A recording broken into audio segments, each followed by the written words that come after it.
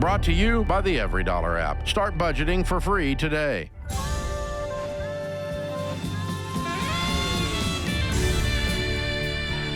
Normal is broke and common sense is weird, so we're here to help you transform your life. From the Ramsey Network in the Fairwinds Credit Union studio, this is The Ramsey Show.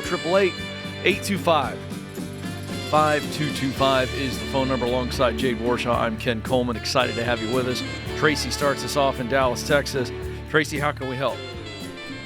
Hi. So I got my bachelor's degree, and my mom kind of handled all the finances in the house growing up. So I knew I had student loans eventually coming out of college, but she kind of handled all that. And I guess my question in that is it ever, I guess, an okay choice to just choose to default on student loans when they just become very overwhelming? No. If you were 88 and on death's door, I might say yes if you had no money, but you sound young and it seems like there's a lot of life ahead of you to try to make this happen. So tell us what has you feeling this hopeless? So when I graduated, and once I kind of finally saw that number after a while, my student loans ended up being a little bit under $140,000. Okay. They had been, my mom refinanced and reconsolidated them, so it's a private student loan too. Good. So it just feels like they're never really gonna get paid off. I paid it down to 106 at this point. Uh-huh.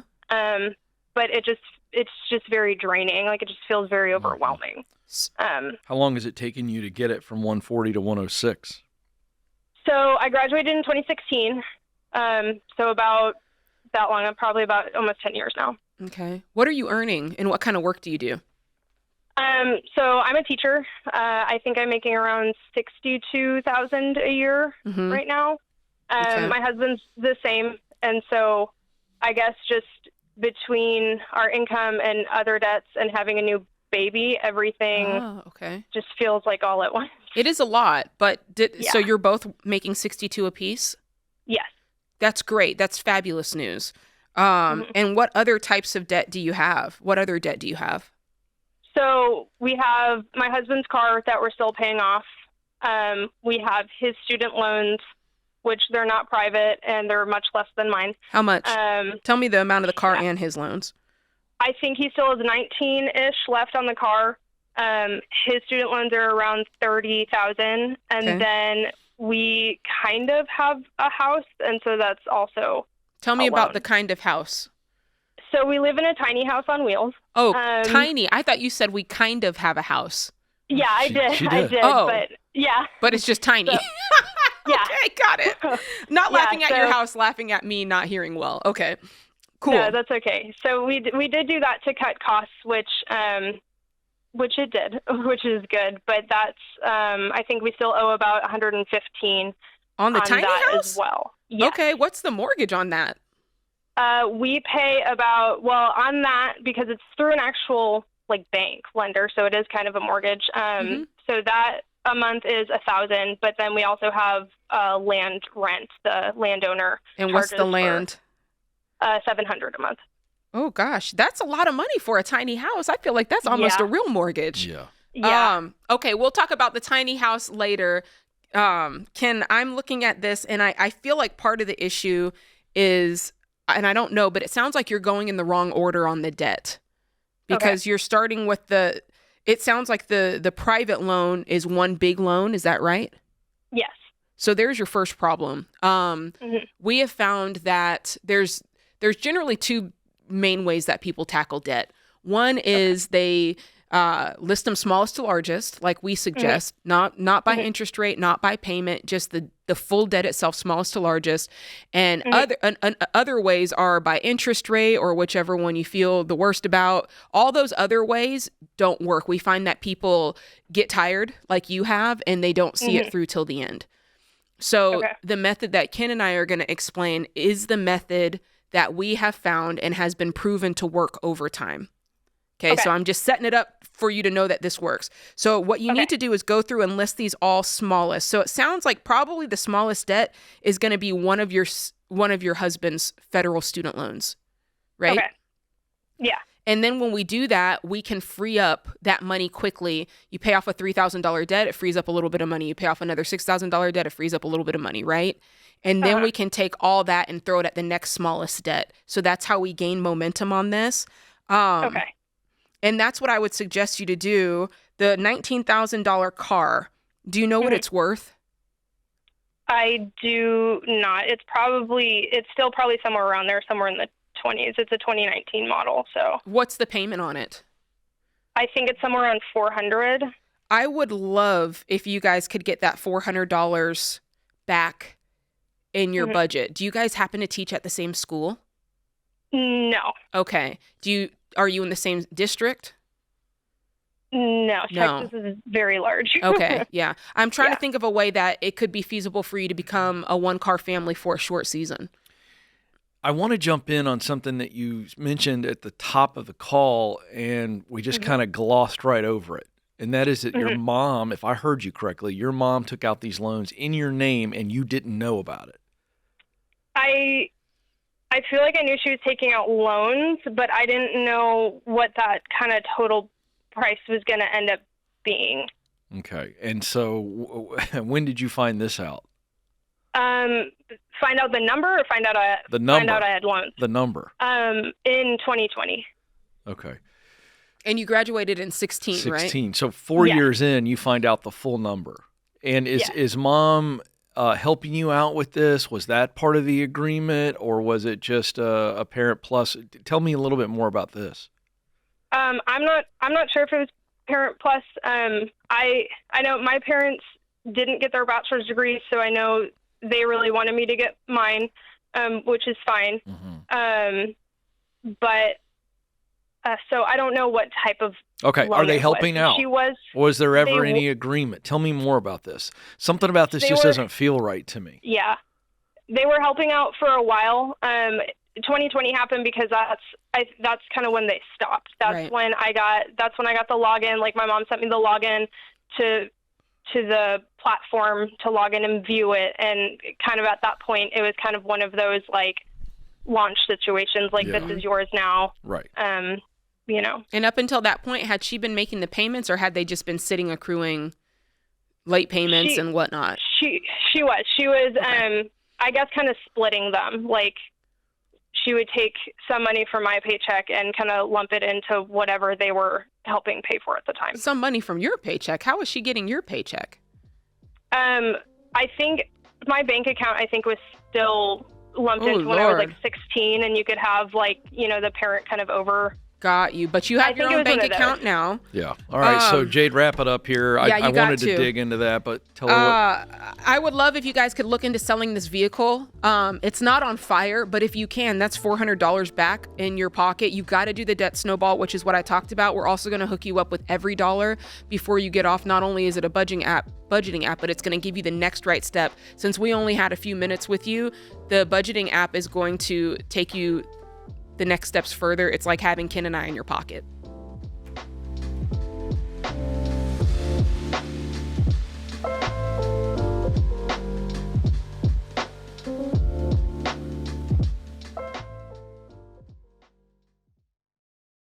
Owning a business can be a heavy load. You want to serve your customers well, make a healthy profit, and grow.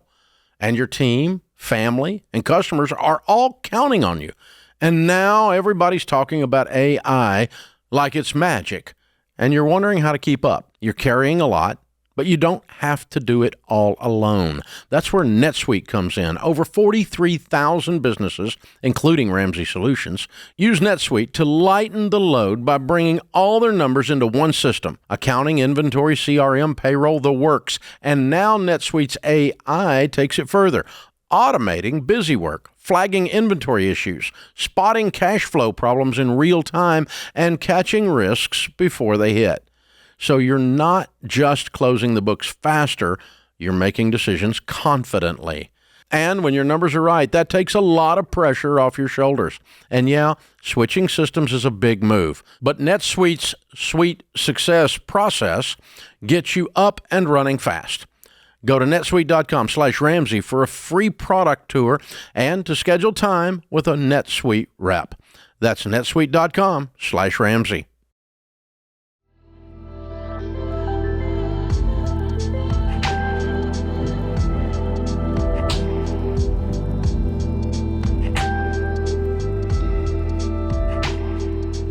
Let's go to Emily now in Los Angeles. Emily, how can we help? Yes, I was calling, I think, looking for some advice. Our family was in a major car accident, and we have quite a bit of medical needs. And we own our own business, and my husband also works full-time outside of our business. Through our medical journey, I was put on medical leave, meaning I'm not supposed to be working due to a brain injury.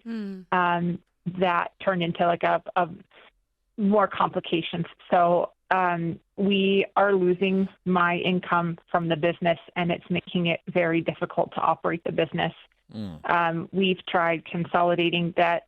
We've paid off a chunk of debt. We are just trying to do everything that we know, either from baby steps or just like rewriting budgets.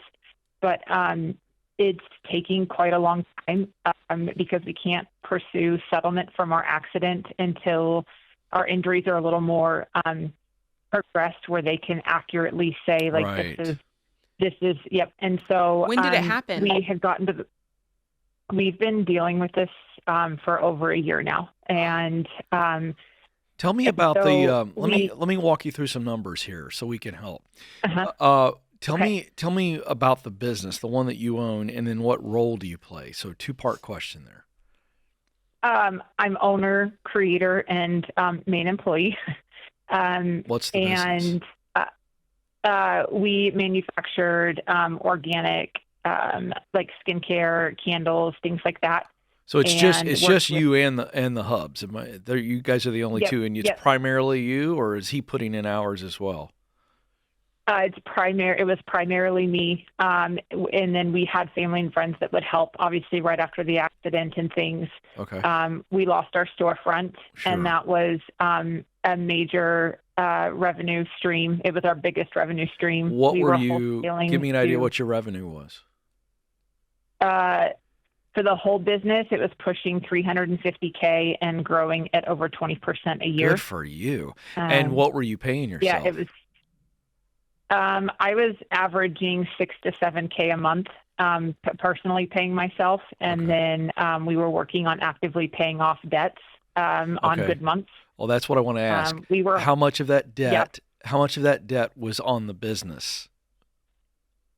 The business currently has about $250K in debt from losing the storefront, and we were wholesaling to over 1,100 retailers across the world, Wow. and we had to halt that as well. You were So, you the were business is- you were really cooking with grease, weren't you?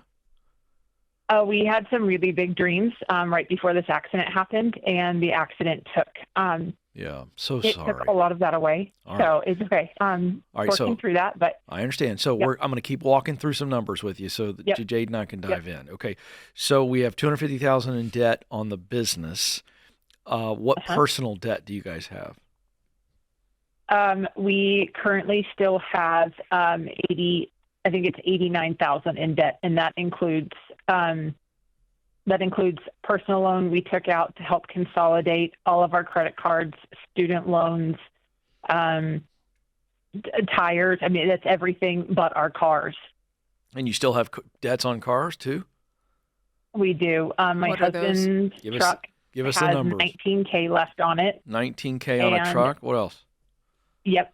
And then my car has 52K. But the problem with my car is it was in the accident, and its value the car was 6 weeks old when it was hit, and it didn't total by like pennies. Basically, they repaired it, but its worth has dropped. We tried to get out of it after the accident, and the worth, it was like worth less than 20K Oh my last Christmas. gosh. Bless you. And we can't do anything about that while our settlement still plays Sure. out because that's part Okay. of the settlement. All So right. we Okay. can't get. Got it. Yep. Got to try to help you here. So I'm trying to consolidate a lot of details here. And so your husband's income is what? $90K. Okay. And you have no income coming in at all, correct? Correct. Okay. All right, Jade, what else do we need to know here? We're trying to get a picture here. I will say I do have 2 more months saved for, like, I have money in the bank that was to pay myself to get us through to the end of January. So what do you have in the bank? Bills, I've got $10K left to pay myself out of. This month is taken care of, so it's $5K for December and $5K for January. So are you unable to pay for your 4 walls plus all this debt on just your husband's salary? Correct. We did already downsize our house. We already moved and took care of a massive expense way. How much short are you? So how much income are you guys short every month? Well, $5,600. 5,600. Help us get to that. How is it 56? That's all our debt. My husband's income would cover our housing, living expenses, the vehicles. The personal debt. The personal debt, yep. So how much inventory? And so mine is just, I got to believe you've got a bunch of inventory that needs to be sold off. What's that worth? I do. What's the value of that? I do. I think I have a good $100,000 in inventory that could be produced and sold or could be just sold. And so when you were selling, was it an online storefront or it was like brick and mortar? We were brick and mortar up until just a few months ago. The brick and mortar was over $220K in sales a year. Got it. And you sold that, or you just lost the lease? We had to close the store because I couldn't run it anymore, and the debt had already piled on that it didn't make sense to hire someone. Understand, but was it a lease expensive. Or was it a place that you guys owned? A lease. Yep, a lease. Okay. Lease. Nope, we didn't own it. It was a lease. We're out of the lease. My question is there a way that online you can start to sell off some of this inventory so that you can? We're trying. And what are you running mean? into? What are you running into? It's just slow. Online was our slowest revenue stream in the past, and it's just getting our in-person. Let me ask a dumb question because it's really important. Mm-hmm.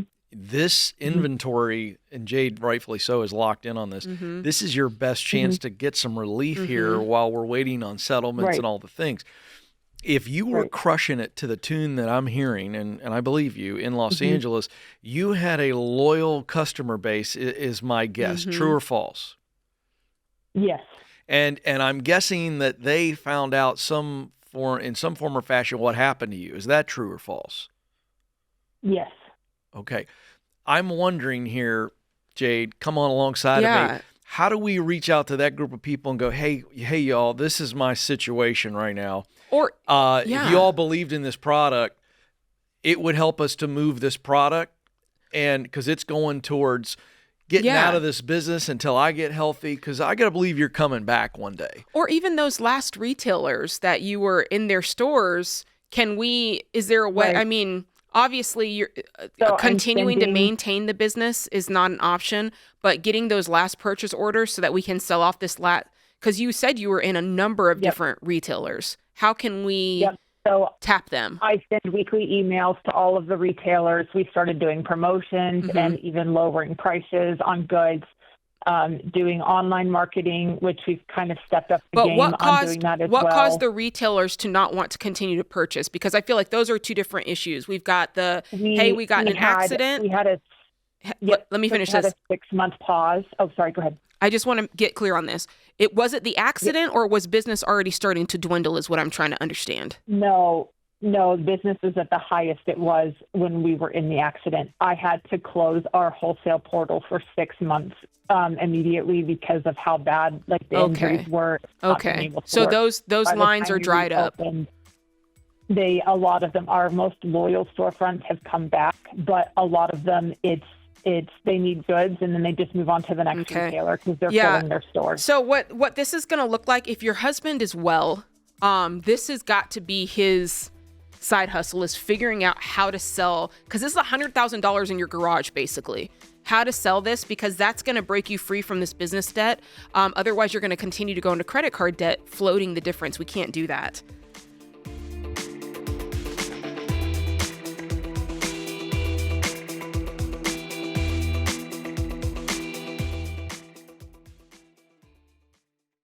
Hey guys, George here. You know I hate debt, and that includes sleep debt. I've been there. Fatigue, low energy, brain fog, and that's why I switched to Casper. My Casper mattress helps me sleep easier, cooler, and deeper, and now every bedroom in my house has one. On top of that, Casper ships free, comes with a 100-night trial, and if you don't love it, they'll come pick it up. So let's ditch the sleep debt and build sleep wealth. Go to Casper.com/Ramsey and use promo code Ramsey for 30% off all mattresses and up to 35% off everything else. That's Casper.com/Ramsey, promo code Ramsey. Exclusions apply.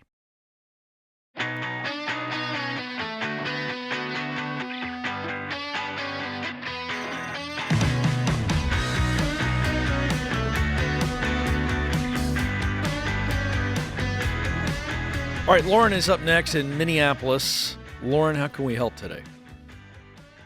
Hi, I'm good. How are you? Good. What's going on? So back in July, my little brother backed into my car. Oh, boy. And my husband and I had to pay out of pocket.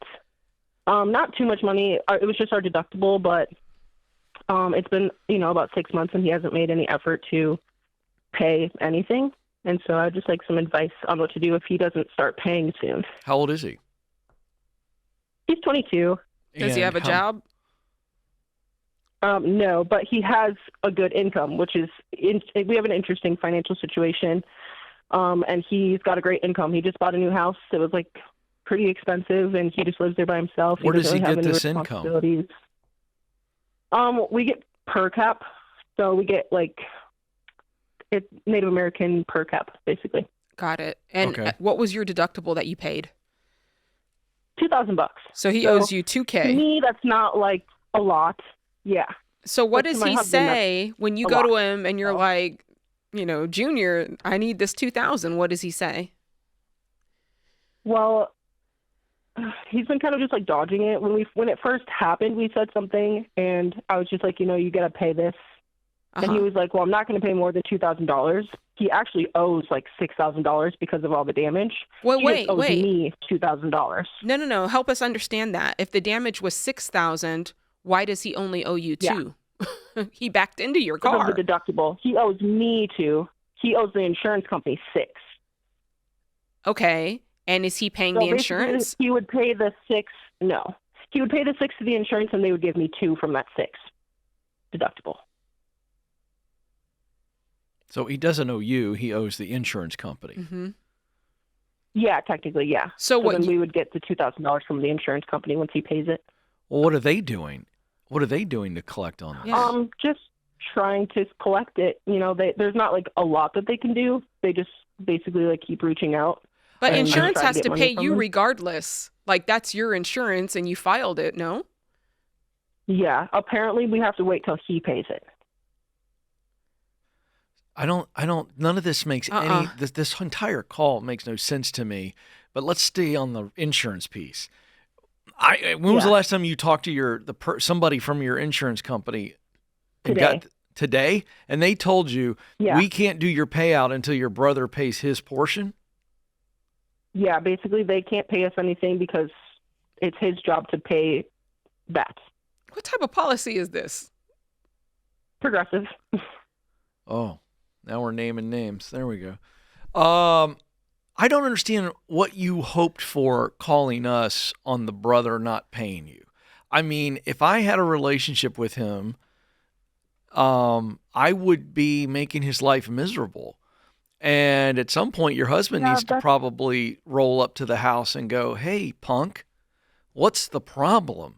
Your sister is my wife, and you're not manning up, taking care of business while you sit here and play video games in your new house. Yeah. I mean, I'm not talking about threatening physical violence, but I mean, it feels like this is pretty easily handled in a family situation. I can't give you any advice on that. It hasn't been very easy to handle at all. What's that? It hasn't been very easy to to handle it all. I mean, we've asked him for it. He's not really making any efforts. There's not like anything that I can do to say like, hey, I need you to pay this. Did So you basically, file? we were just talking, my husband and I. Did you the file through insurance his insurance and not yours? He doesn't have insurance. He didn't have insurance when he backed into my car. Okay, so he hits you, and you call your insurance company up and go, hey, my bro backed into my car, and they took Yeah. over. Do you not have collision? I think I do, but it's like my deductible was too, like I still have to pay a little bit out of pocket. It was higher than I had If thought. you don't have collision, then that means your insurance has no coverage to pay for your car. And that would mean the only option is waiting for the other driver's insurance. So that's So my probably guess- They sounds did like pay for some of it. That might have They paid for been, some of it. it might have been based on the nature of how it happened.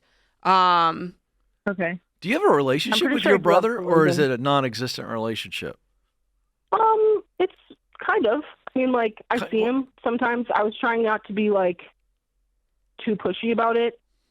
So, you know, I still see him and stuff, but Are your parents in the not picture? the best relationship. Yeah.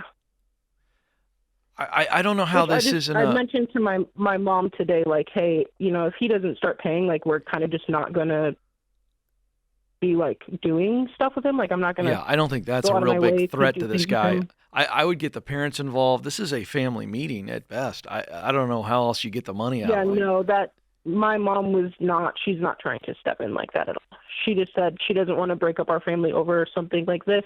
It's going to break it And up. it's not Whether really, like, her if he doesn't pay responsibility. it, it's going to break it up. Let me explain the insurance part for you so that you can at least understand what's going on. Is one of four things is going on. You told me, number one, if you try to file through his insurance, you told me that's not the case because he doesn't have insurance. Number two, I don't think Yeah. you have full collision insurance because they're not paying. And number three, my guess is if you do have collision, since you did not go through his insurance, it says that sometimes if you do have collision, but the person who hit you doesn't, they're waiting for that insurance to pay them. And so that could possibly be the problem there. Either way, I think that if I were in your shoes, I'd be calling up my brother. I have an older brother and a younger brother. I'd be calling up my younger brother today, and I'd be like, you need to make this right. What type of person are you? Like, Yeah. I thought you were a person of integrity and character, and I'd like to see that demonstrated. That's what I'd be saying as the Yeah. older sister. And if he didn't, I would be sure to tell him. I'd be like, man, I'm really disappointed that this is the way you chose to handle this. I've been And you and I sitting here- both know this is not right. Yeah, I've been sitting here, Lauren, thinking, what I've been thinking, what would Dave say? And I can imagine how that would go. And I'm not going to say that because I'm not Dave. And then I'm going, well, what would I do, Jade? Oh, I'd act a fool a So, little Lauren, bit. I'm going to tell you what I would do. I would do two things. First gear would be calling, texting, showing up at his house once a day. Oh, Like, we're going. We're going to just be obnoxious. Yeah. We're not violent. Yeah. We're not threatening. just getting on his nerves. We're obnoxious. You know, like with some justification. And gear two, if that doesn't work, because I don't think that's going to work right away, although you'd be surprised. You just keep showing up, Oh, and the that's guy's annoying. like, he's like, oh Blowing my up gosh. the line. Yeah. The second thing I might do is, if that doesn't work, I'm finding a way to get in that house, Mm-hmm. and or I'm knocking on the door one night. He opens the door, and I walk in, and And I you're go, sitting in the shadow. no, I start walking around. I want him to open the door and let me Uh-huh. in, and I'm gonna start walking around the house, and I'm gonna start pulling stuff into the living room. And I want him to go, what are you doing? And I'm going, I'm adding up $6,000 worth of your stuff. Hey, And I'm going to sell it. Because here's the deal. You and I both know you owe me $6,000. I'm getting it one way or another. So this is so stupid that I have no other choice. Go in his closet. Yeah. And so if this doesn't work, now I'm going to sue you. Yeah. Yeah. But I'm sitting there going, realistically, what would I do? And I think it's the obnoxious treatment first. yeah. And then I'm literally going to go in and go, I just found a toaster that's worth $150. It's pretty new. Yeah, I'm You gonna like take this? it. I'm selling that tonight. Yeah. And I'm going to take $6,000 worth of stuff out of here tonight. If you call the cops, that's great. Because they need to come get you. Because I would love the cops to know that you're stealing $6,000. Right. I mean, I just think you got to be so difficult that he goes, this isn't worth it. Yeah. I don't know. I don't mind this behavior. Lauren, what do you Ken. think of that? That's all I got. I'm trying to help you. I'm trying to meet you where you showed up today. No, that's okay. I just wanted advice, and You got to make it worth his while to pay you. Mm-hmm. In other words, he's going, my life gets better the minute I stroke a $6,000 check, which, by the way, he probably doesn't have. Yeah, I truly don't think he has the money. I don't either. But I bet you he's got some stuff in that new house. Throw a yard sale in his driveway. Yeah. Yes. Oh, gosh, what a mess. I cannot imagine treating a family member, my flesh and blood, somebody I love that way. I know. It's just, I'm sorry that you're going through that. That in and of itself is disappointing that a family member would do you dirty like that.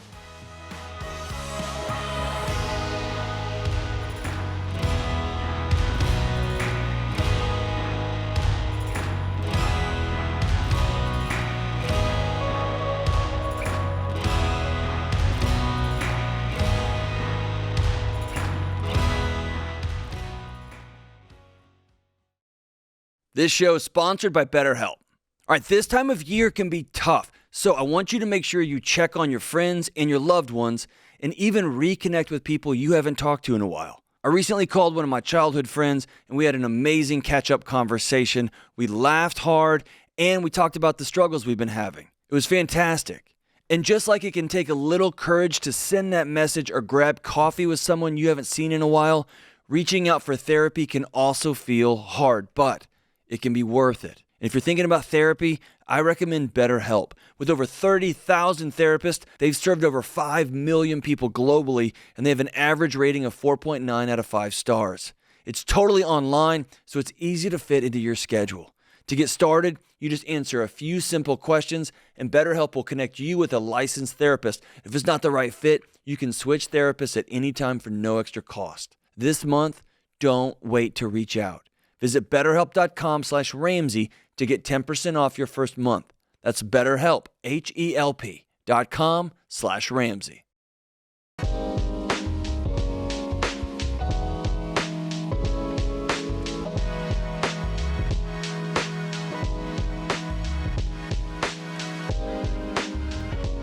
All right, folks, you don't have to wait for Black Friday to get Black Friday deals. The sale is on now. That includes $12 best-selling hardcover books, $12 Question for Humans decks, $6.99 for audio and ebooks, $15 for assessments.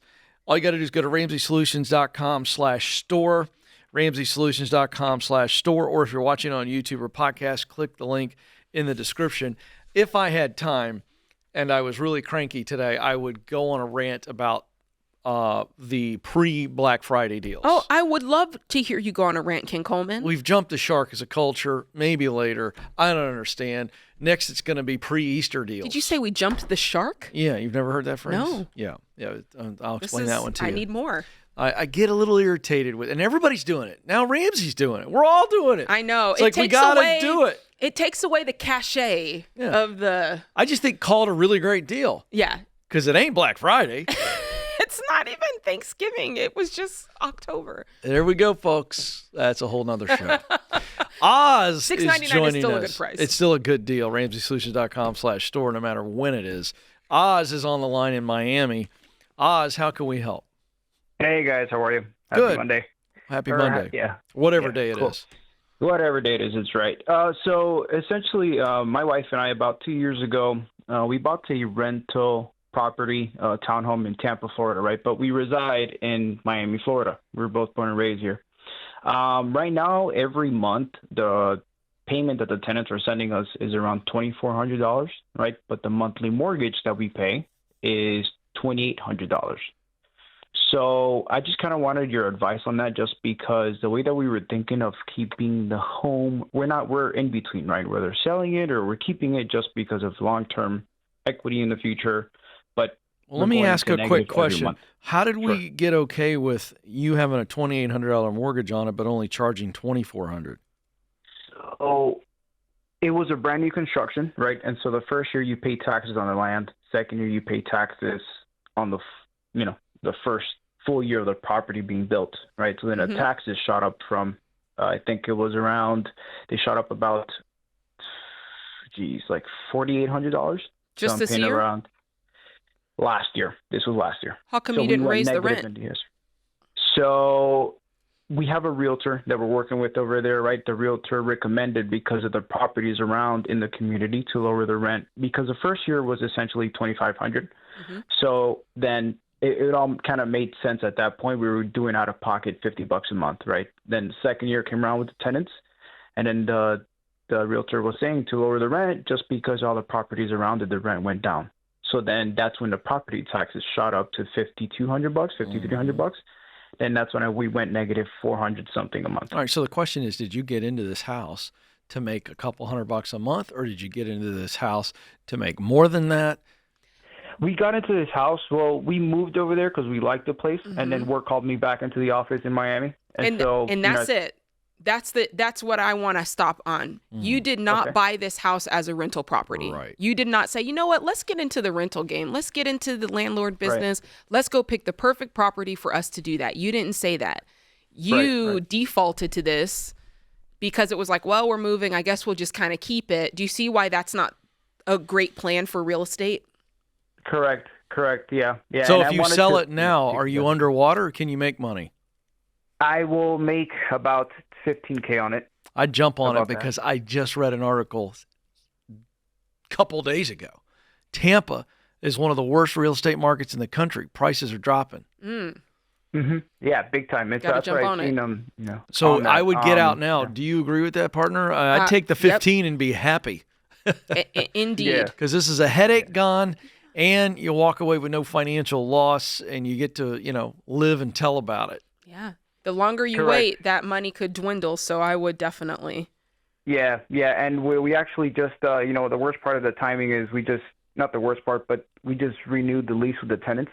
So we got, 11 months to go with that. But obviously, with, contingent upon the tenants moving out or so on and so forth, we can potentially sell the house. And, I was just talking to my wife about it, and we're young, right? I'm 30, she's 27, and 0 credit card debts, no car payments. Good. We have 7 months worth of savings. There is a truck that I want to get rid of because that's like $580 a month that I just don't need right now, right?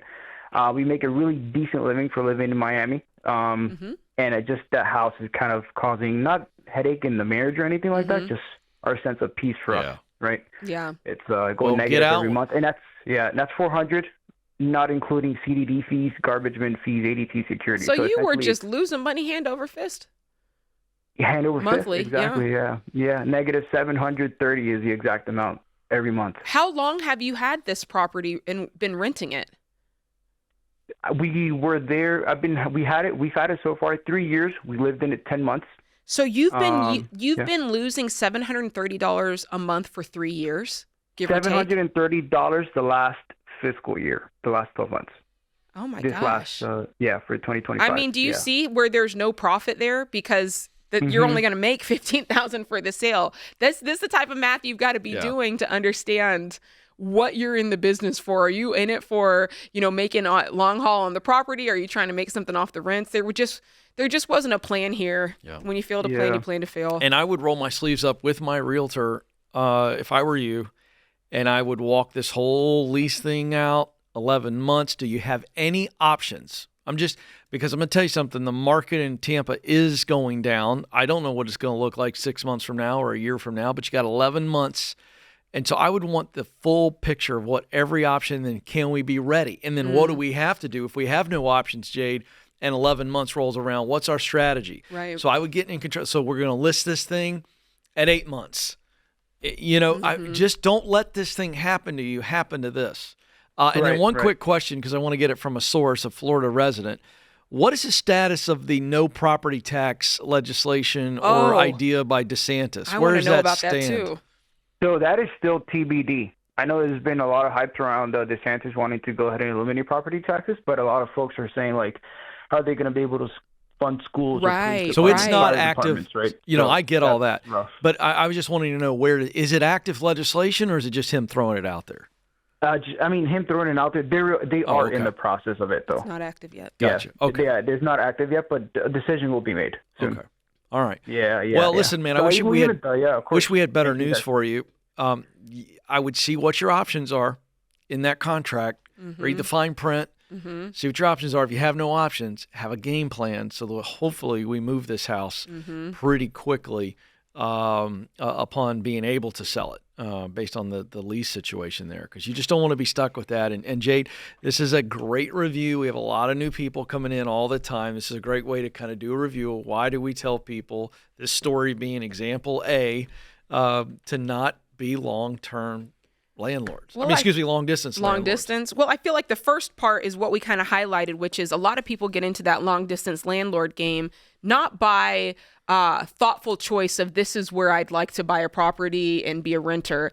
It's, I used to live here, I got a job, I'm moving, or maybe you're in the military and you're hopping around. So it's just kind of like this default, well, this seems convenient. And then you're far away. It's a pain in the butt. If the person is not, paying, in this case, he was almost a state away. Tampa to Miami may as well be a state away.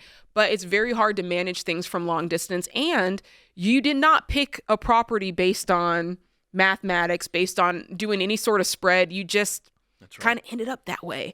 And 9 times out of 10, those are the ones where they're causing the most amount of stress. They're causing the most amount of, loss of money because they're not covering it. And so it's just got to let it go. Simplify. A simple life, Ken. Yeah.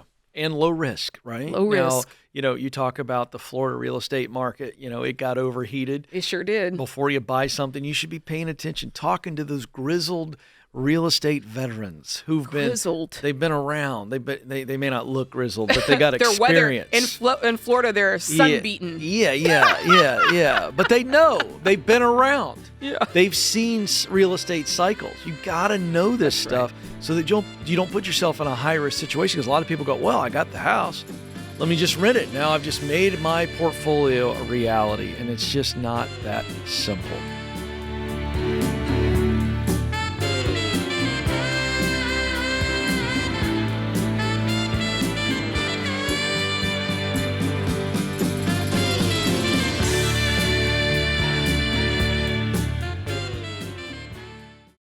You already know the power of generosity, and the best gifts make an impact now and eternally. That's what Preborn does, and you can trust them to do it well. They don't just offer free ultrasounds. They support pregnancy clinics across the country with ultrasound machines, training, grants, and evangelism tools. They're faithful with each dollar so moms in crisis can see the life in their wombs and hear the truth that brings eternal life. Because here's the thing. When a mom sees her baby on that ultrasound screen, she chooses life 80% of the time. And your gift of just $28 covers the cost of one ultrasound. Or if you're able, you can purchase an ultrasound machine through Preborn and have it placed in one of their clinics so women will choose life for years.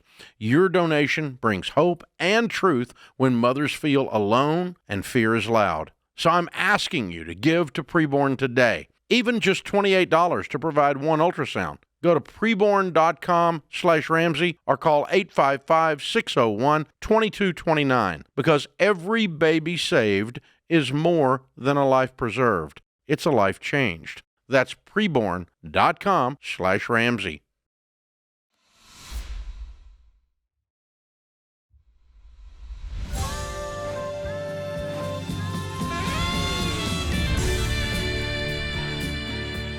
Welcome back to the Ramsey Show in the Fairwinds Credit Union Studio. Alongside Jade Warshaw, I'm Ken Coleman. Glad you're with us. Isabel is joining us now from Wisconsin. Isabel, how are you today, and how can we help? I'm doing all right today. Thank you for asking. Good. I guess I have a weird situation. I make $20,000 a year, and I work at a bar and restaurant. My boyfriend and I, well, he owns it, but my rent is connected to that salary that I make. My vehicle is connected to that salary that I make. I feel like I'm kind of a hostage in this situation. Sweetheart, I'm glad you said it so I didn't have to. This sounds like scary manipulation. $20,000, first of all, is below the poverty line. Let's start there. That's kind of what I thought. And then after your rent is coming out of that, and after your car payment is coming out of that, Is that right? Well, He's paying for those two things? He bought my car, and I drive it. He maintains it within reason. I suppose I still have to do like the major stuff on it. What kind of car did he buy you? It's a 2014 Honda CR-V.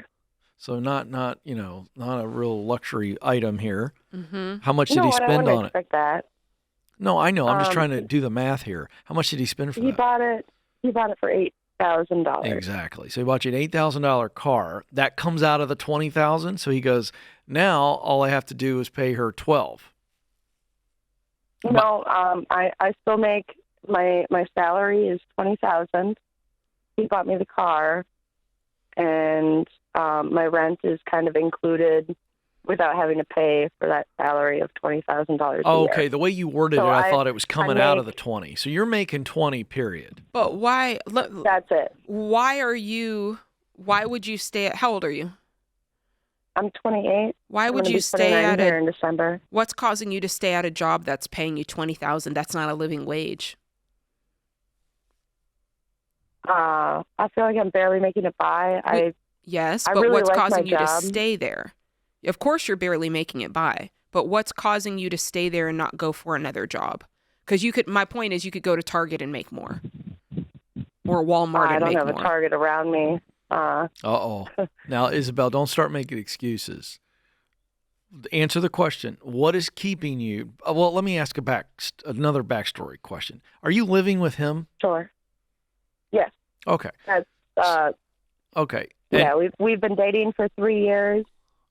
Okay. And when did the bar? eventually he When wants did the? to post All right. me up. Okay, hold on. When did the bar job happen? When did you start working for him? About 4.5 years ago. What were you doing before that for work? I've always been a kitchen person, and now I'm kitchen manager, and I'm for his bar. And is his bar, is it struggling? Is he just scraping by as well, or is it doing okay? Is it doing well? What do you know? He makes $7,000 in a weekend. Okay. We don't talk about finances, to be Right. honest. Okay. And does he pay for he pays for everything except for a little bit of spending money that you have from the 20? Is he covering all your bills, or are you covering other things? No, I'm covering other things. I'm in debt $3,500 because I was trying to help my mom because she was a single mother. Okay. And it's So complicated, but okay. Well, your whole situation is complicated. How old is he? he just turned 40. I had a sense of that. I'm not a relationship expert, nor am I going to try one, but I think this is a manipulative relationship at best. And I think that you think you can't do any better. You've been making $20,000 a year for 4.5 years, I'm guessing? 3. For 3 years. What would happen if, tell me honestly, what would happen if today you said to him, hey, I'm not going to work at the bar anymore. I'm not making enough money. I found another job and I'm going to take that job instead. What would happen? Well, we've had that talk before, and he would kick me out. I would no longer work there, and I would have to find another job. Okay, so there it is. Yeah, we got a weird... This is... That right there, Isabel, I knew that was the answer, and I just wanted you to say it. Do you think that you can stay with somebody like that doesn't want you to get ahead and be able to stand on your own 2 feet? Do you think it's healthy or safe for you to be with someone like that? I mean, not entirely. I guess what I really am trying to do is work my way out of my debt. But how can you? He can't. won't let you earn any money. He's controlling you. Yeah. Okay, now here's the answer. Isabel, here's the answer. The only way you work you're out of debt and stay in this abusive relationship, because that's what this is. 100%. Is you're working a part-time job. Based on what you've told us. No, I don't work a part-time job. On salary, I'm 90 hours a week. No, it doesn't matter. Isabel, you're working 90 hours a week to make $20,000 that's what a I'm year. saying. Isabel, I'm trying to help you understand. There is no way to work out of this. And Jade and I, and anybody on the Ramsey Show is going to tell you there's always a way to work yourself out of it, but there's no way to work yourself out of it in this situation where you're working 90 hours a week. You are an indentured servant. Look it up. That's what this guy's got you turned into. You're basically working for your livelihood, meaning he's just going to give me rent. He got me the $8,000 car. He's got you underneath his thumb. And there's no way for you to get out of this other than you break up with this guy. You have to. And you go work, you go get a good job, and you start over. Well, I wanna flip the script on you in a couple of ways. What did you think we were gonna tell you? If because you said, I really need something. I'm gonna call these folks on the radio. What were you hoping we might tell you? I guess I really didn't know. Yeah. So we're on your I've side. been thinking it for a while, and I guess I maybe just needed some reassurance or something. And listen, I'm gonna tell you right now. We love you. We do. We want the best for you. You can't stay with this guy. No. You cannot. He's not going to let you get ahead. He's controlling you.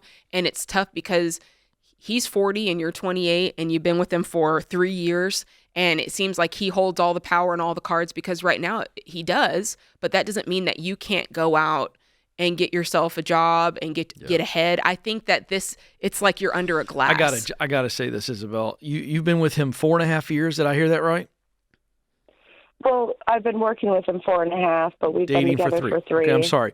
But that puts you at about 25 years of age, and you've had to help your mom. You went into debt $3,000 to help your mom because she's a single mom. And my guess, there's this abuse that runs in your past. Mm-hmm. And I think you're terrified of becoming your mom. So this guy at 40 years of age, as manipulative as he is, he represents safety for you. That's what I think's going on.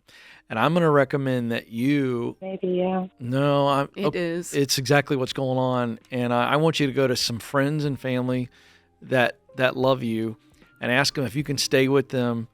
You get yourself a new job. Let's get on our feet financially. Go see a therapist. That's your homework assignment. But I think you gotta break up with this guy, or I need to take a break. And you need to see yourself. You don't have to do a full breakup, but take a break. Let's leave. Go spend some time somewhere else. And maybe find a job, find a job where you can make some money. Let's see what life feels like on the other side of this, because I think you've gotten pulled down. And if you've got any money that you can get a therapist with, go see a therapist and get a real professional opinion on this.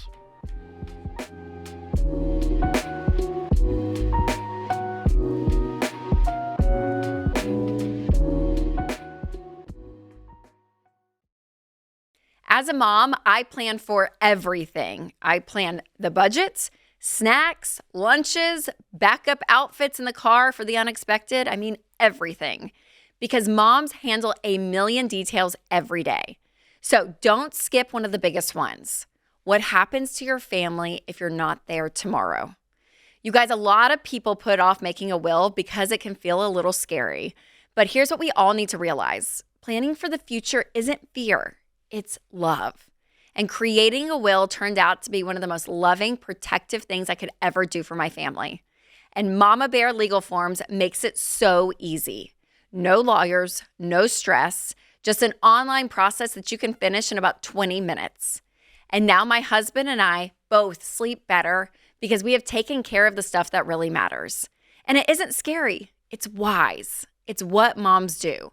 So if you've been putting off making a will, I totally get it. But don't wait anymore because you're a mom first, which means you're always planning. So go to mamabearlegalforms.com and use promo code Ramsey to save 20%.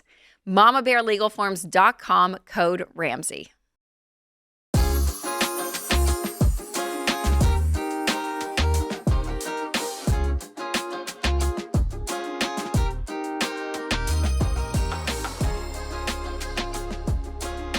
Hey, folks, if you're enjoying the show and it's helping you and you think it'll help others, would you help us help them?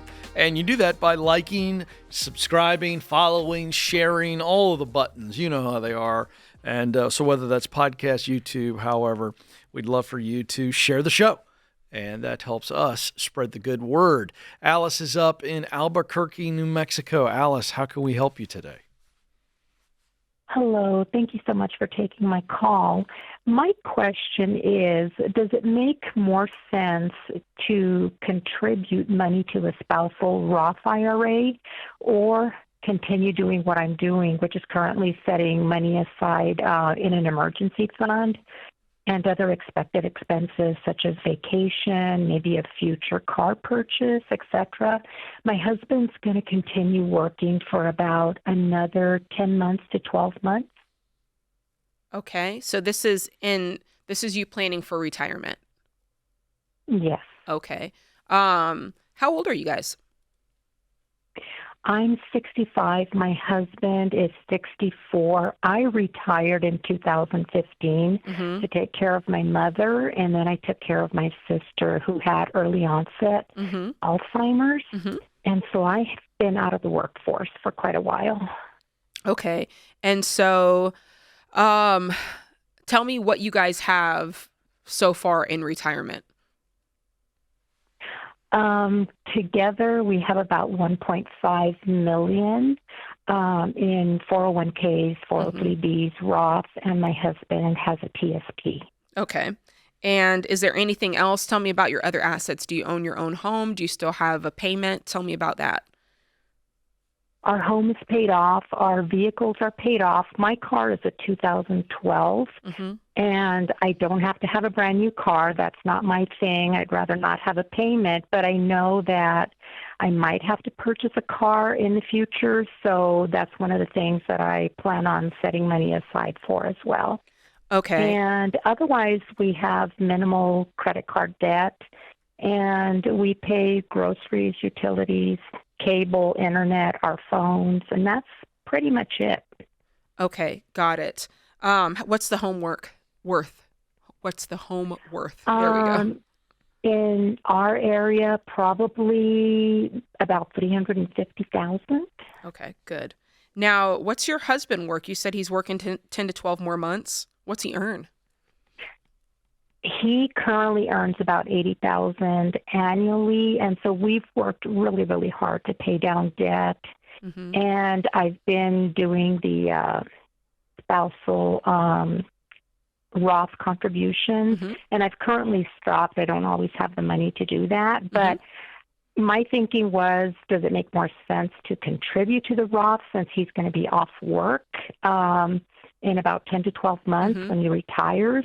Or do I just keep putting money away? And what I do, and I know this is probably something that you're not going to agree with, but I have little envelopes, in other words, little buckets, and I put money aside for an emergency fund. I currently have $10,500 set aside in the emergency fund. Okay. Good. And then if things get better in Israel, that would be kind of our dream vacation is to go to Israel. Okay. And so we're for starting vacation to put money funds aside for that. Okay. I'm not mad at that. I'm guessing he's continuing to contribute on his end to a Roth IRA as well. And so the spousal, you're kind of like, do we still need it? I like the idea that you've been saving an emergency fund because you do need some liquid money. We would suggest 6 months of liquid money. It's just good to have there so that you're not having to pull, things out of investment for emergencies and things like that. I'm not my framework on this would be you need to be investing at least 15% of the income. That's kind of where we sit. If you're investing 15%, whether it's in Roth IRAs, spousal IRAs, 401ks, wherever you choose, everything else from there on, if you want to save up some more for vacation, if you want to have if it makes you feel comfortable to have a little bit more cash money, I'm not upset with that. You guys are doing really, really well. $1.5 million in retirement, a paid for $350,000 home. I don't think that you can mess this up at this point with the couple of $1,000s that you're talking about here. Yeah, I agree. Question for you. So the 1.5 million or so, I felt really comfortable with that. But for the last almost 5 years, things have gotten so much more expensive. And I would like to leave a little inheritance for my kids. You will. Okay. And let me explain that so that you'll understand it. So if you've got 1.5 million here. Let's pretend that the interest on that is about 10%, right? That's the compounding growth that's occurring. You could pull $150,000 a year from that and never touch the nest egg, essentially. Does that make sense? Which is more than what your husband earns now. He earns $80,000 a year. Okay. So you'll have more than enough to continue to live. Plus, you both will receive Social Security, or at least he will. Do you see what I'm saying? So there's definitely plenty of wiggle room there. You will have plenty to leave to your heirs or anybody that, is going to be a beneficiary on this. Another question. So the money that I have in the little buckets, I keep, it's not invested. I keep it at home in envelopes in a safe, and you might get mad at me there, but should I be putting that in a high yield savings account like my emergency fund? That'd be great to do that. Now, I'm not going to lie to you. I have cash. I like having cash that I can get to. And I also keep my main emergency fund in a high yield savings account. But that's just because I'm a real... Ken, you don't keep any cash in the house? Mm-mm. Oh, okay. You don't keep any cash in a safe? Mm-mm. Okay. You're asking. I'm just saying, I like to be ready. Like, I got it. I'm like on Jason Bourne. I've got the passports and the cash right there. I'm ready to go. Yeah, I just know there ain't much you can do about it. You could have all that cash and the zombies will still get you, Oh, my point I don't worry about it. My point is, Alice, if, I the 10,000, I would definitely put that in a high yield savings. If it makes you feel better to have a little bit of cash on hand in the house, that's totally fine as well. The other thing is, like, people come knock on my house, try to take stuff, and go, "You're welcome to my shoes." There's a decent amount of money there, but me too. There's no safe. I just said there's it no live safe. on radio. Or what's that? I just said it live on radio. That's all right. They don't have your address. It's okay. We haven't told them who you are. You're going to be okay. But yeah, the answer is yes. Your money is safe. Yes. I feel it's very safe. Put it in, a high yield savings. That's the best play. Why not get the money on that? Yeah, it's It's got a just little bit sitting of there interest in those on envelopes. it. And so that's why we. But I love how methodical you are, Alice. I just love how she's just been thoughtful about putting it in the envelope, put it to the side. And you guys are going to be fine. And I love how you walked her through the real numbers there. You know, I think people need to know when you go, what's my number? In other words, what's the nest egg, the retirement nest egg, where I feel like, and I love the exercise where you walk through. And by the way, run the numbers. Yes. Run it on a 10%, run it on 8, run it on 6, run it on 4. Right, run it on 10, and then take out 4% for inflation, right? And then all of that is just helpful. Run to those see numbers so that you can see what it is you need, and you make those adjustments. But you guys are going to be fine. I'm not worried about that at all. But you for real do the whole safe thing? Look at my face, Ken Coleman. Okay. Well, I'm not surprised. I think that, now don't get me wrong, it's not I'm not going against the baby steps. I still do all the things that the baby steps say. It's just in addition to, I feel good knowing, something goes down and you just need to get to, you never hear me spin out like this, but something goes down and you just need to get to the airport and get out of the country. Right. I'm going to be ready to go. You are ready. Yeah. You've got a little pack bag in the safe. There's all no there. bag. It's just the documents in order. Gosh. Oh man. I'm just also think the about person that. though that when I go out of town, I text my brother and I'm like, here's where the will is, here's where, like, I just prepare in that way. Yeah. Well, now our whole family knows that. If something were happening, Stacey and I travel, and we've got a spot for that. I get that. But in your scenario where you got to get out of town, you realize everyone else is at the airport. So the only thing the cash does is put you at the front of the line for coffee because you're offering more money. It's a disaster by that You're point. not wrong.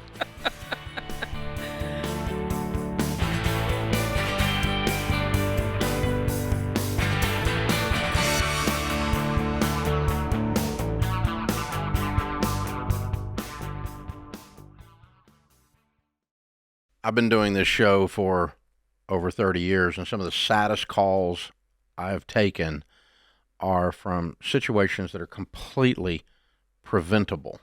Yeah, and what's so hard is I feel like one of those, especially the ones that I'm like, oh, it's terrible, are people that call in and their spouse has passed away suddenly and they don't have life insurance. We actually took a question of a lady and she had 3 kids, pregnant, and husband didn't have life insurance. And I'm like, I can't even imagine. Or even if it was opposite, right? If a mom passed away, there's a dad with kids and trying to figure out, how am I going to afford childcare? How do I outsource some stuff that maybe she was doing? Like, and it just takes the grief and the sadness of something like a sudden death to a whole new level. Like when you have to think through, how am I going to pay my bills How am I in the going to middle eat next week? Yeah, in the middle of all that grief. Like it's terrible. And so life insurance is the one thing, especially as a mom with 3 little kids, that I'm like so big on for people to get because it's inexpensive. Xander is the place that Winston and I actually get all of our life insurance, and we keep re-upping it because I'm like, I just want it there. Like there's something about that safety of knowing that you have money if something suddenly happens. And it doesn't cost much because Xander shops among a gazillion different companies. It doesn't cost much. You just have to admit that someday you're not going to be here. You got to say it out loud, and you got to say, I'm going to say I love you to my family by taking care of them and taking the time to put this stuff in place. It costs us stinking pizza. It really is. So that is one thing to say I love you to your family. So we've used Xander for all of our family's needs for insurance for many years, including, of course, term life insurance. To get a free quote, go to 800-356-4282. That's 800-356-4282, or go to Xander.com.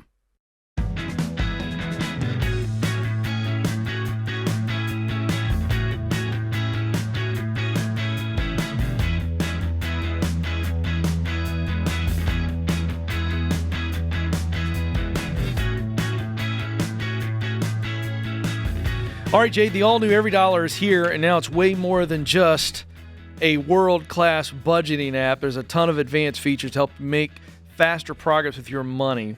I want you to imagine going on Every Dollar after going into your App Store or Google Play, and you get in there and you spend about 12 to 15 minutes answering specific questions, and then right away, like you were on the air with us, you get recommendations on where you can save money, and it's several $1,000s. Imagine that.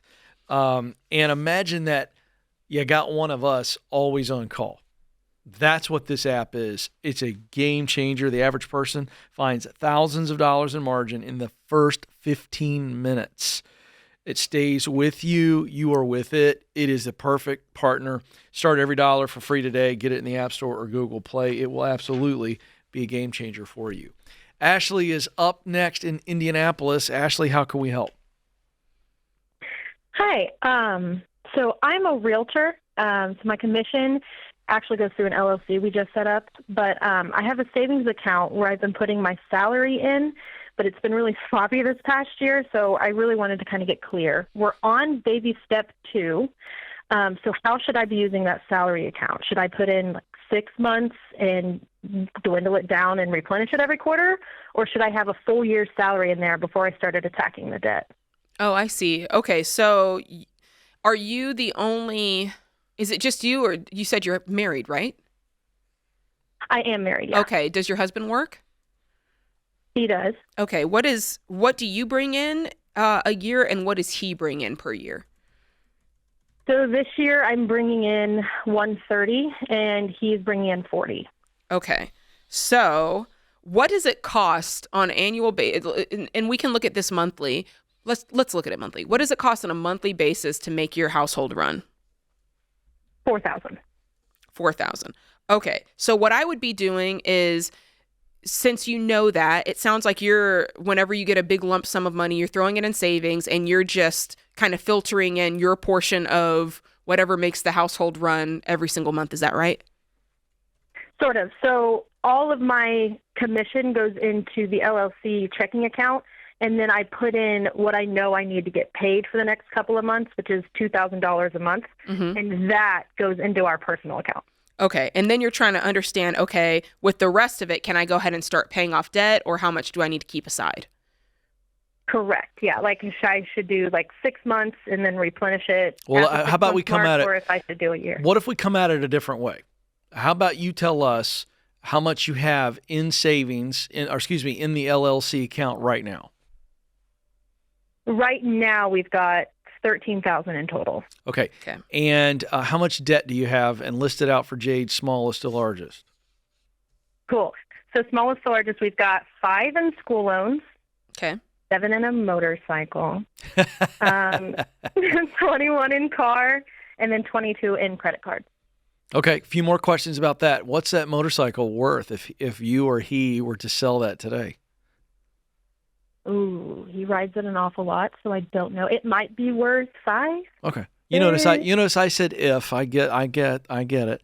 And it's such a small amount, you guys could knock that out, so we don't have to get rid of it. What Okay, so Jade, you've got a picture of the debt right now. Mm-hmm. What do you have in the pipeline as far as home sales? So I have 2 that are pending past their contingencies. That'll be about $13,000 this in the next 30 days, and then I also have 5 active listings. So we're looking at maybe 20 more thousand. Okay. That gives you a better picture. Yeah, you've got 13 coming, and then maybe another 20,000 in active listings. And there's already 13 there. I probably, if your husband made a little bit more money, I might pull this number back. But if I were you, I'd want like 2 months there. Does that feel right? 2 months in the account to know that I'll be okay. Yeah. So instead of 13, you said $2,000 a month is what you pay yourself. So she's saying 4,000. 4 or 5. Leave 5. Let's say 5, Mm-hmm. and that gives you 8 to put towards debt. That's what she's throwing out. Does that feel like, and then on a regular occurrence, that 5, if it goes down, you're always replenishing it to where it's always 5? You're paying yourself your monthly amount, plus there's always 5 in the contingency account. Does that feel good? Okay, so more like an emergency account. Yeah, but I don't want it to be confused with your emergency fund. Because this really just is, it's kind of like if you have any other sole proprietor, you just want to make sure, hey, there's money coming in. I understand my income is very fluctuated. We would call this retained earnings Mm-hmm. in Entree Leadership land, right? And so, but what we're also trying to do right now is we're trying to coach you up on what you can do with the 13 that's in there right now and make some headway. You've got a $5,000 student loan that you could knock out immediately. Done. And how much money would that free up in payment? Oh, it's like $50. Okay, it's still $50. $50 is $50. Yeah. Which is great. And then the next month, my goal would be to knock out this motorcycle. Yeah.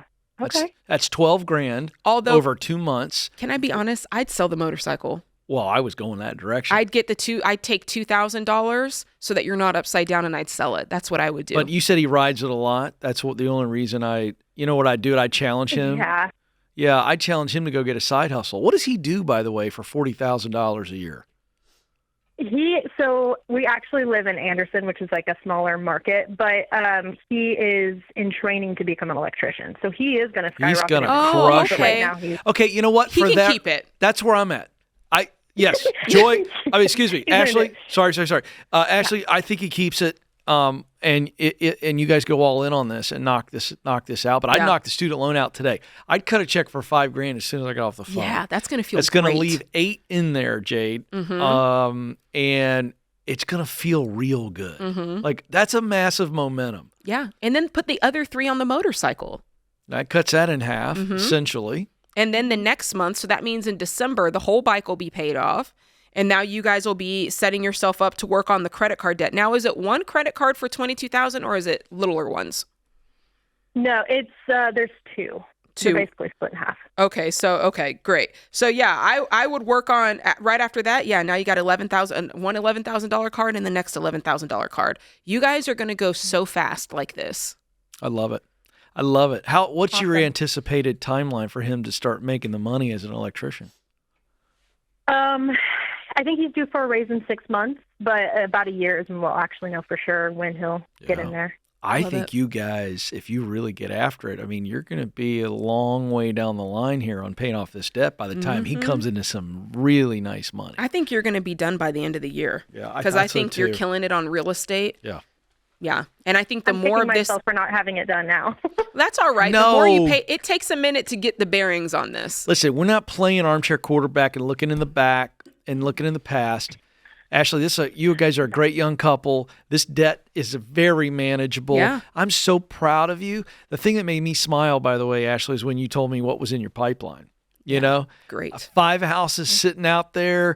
Let's see if we can stack 2 or 3 more on top of that. That's a beautiful situation for you. And if he starts side hustling, mark my words, in 12 months, you're going to be out of debt. He's going to be, increasing his income greatly. You guys are going to be, it's going to be looking good for you.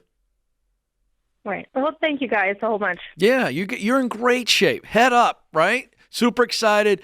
We're going to put you on the spot before we let you go. What are the chances, Ashley, that you cut a $5,000 check today to pay off that student loan? 102%. Hey, Whoa! How about that? Oh, that's what I'm talking about. That's like a nice birdie clap right there. Yeah. I think that's fantastic. I love that. You know what I love about when her? people get it. Yeah. She said 102%. That means it's happening, Ken. I think she's cutting a check right now. That is. That's great. Boy, that feels good, doesn't it? Describe for people from a person who, with your husband, you paid off $500,000. What is it going to feel like to her? Describe the feeling for somebody who's yet to do it. Oh boy, Describe it's like nothing else because it's never comes back. It's a stress that never has the ability to come back in your life again. It's deleted. Wonderful. Deleted. Like from the deleted files. Yes. Evaporated. Men in blacked.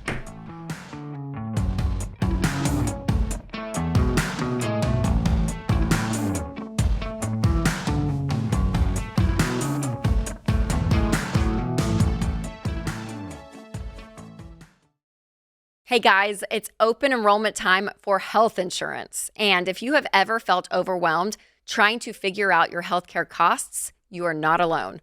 For a lot of families, healthcare is one of the biggest line items in the budget, and it gets more confusing every year. But you don't have to settle. Christian Healthcare Ministries is a biblical and budget-friendly alternative to health insurance, and I am proud to recommend them. With CHM, you are joining a community of believers who actually help share each other's medical bills. Yeah, it's true. Members have shared over $12 billion in healthcare costs since CHM started nearly 45 years ago. And it's simple. You choose your provider with no network limits. You submit your eligible bills online, and other members help share your expenses. CHM has program options for every stage of life, whether you're single, self-employed, or raising a family. Y'all, open enrollment has a lot of people scrambling right now, but CHM lets you join anytime. So go to chministries.org/budget to check them out. That's chministries.org/budget.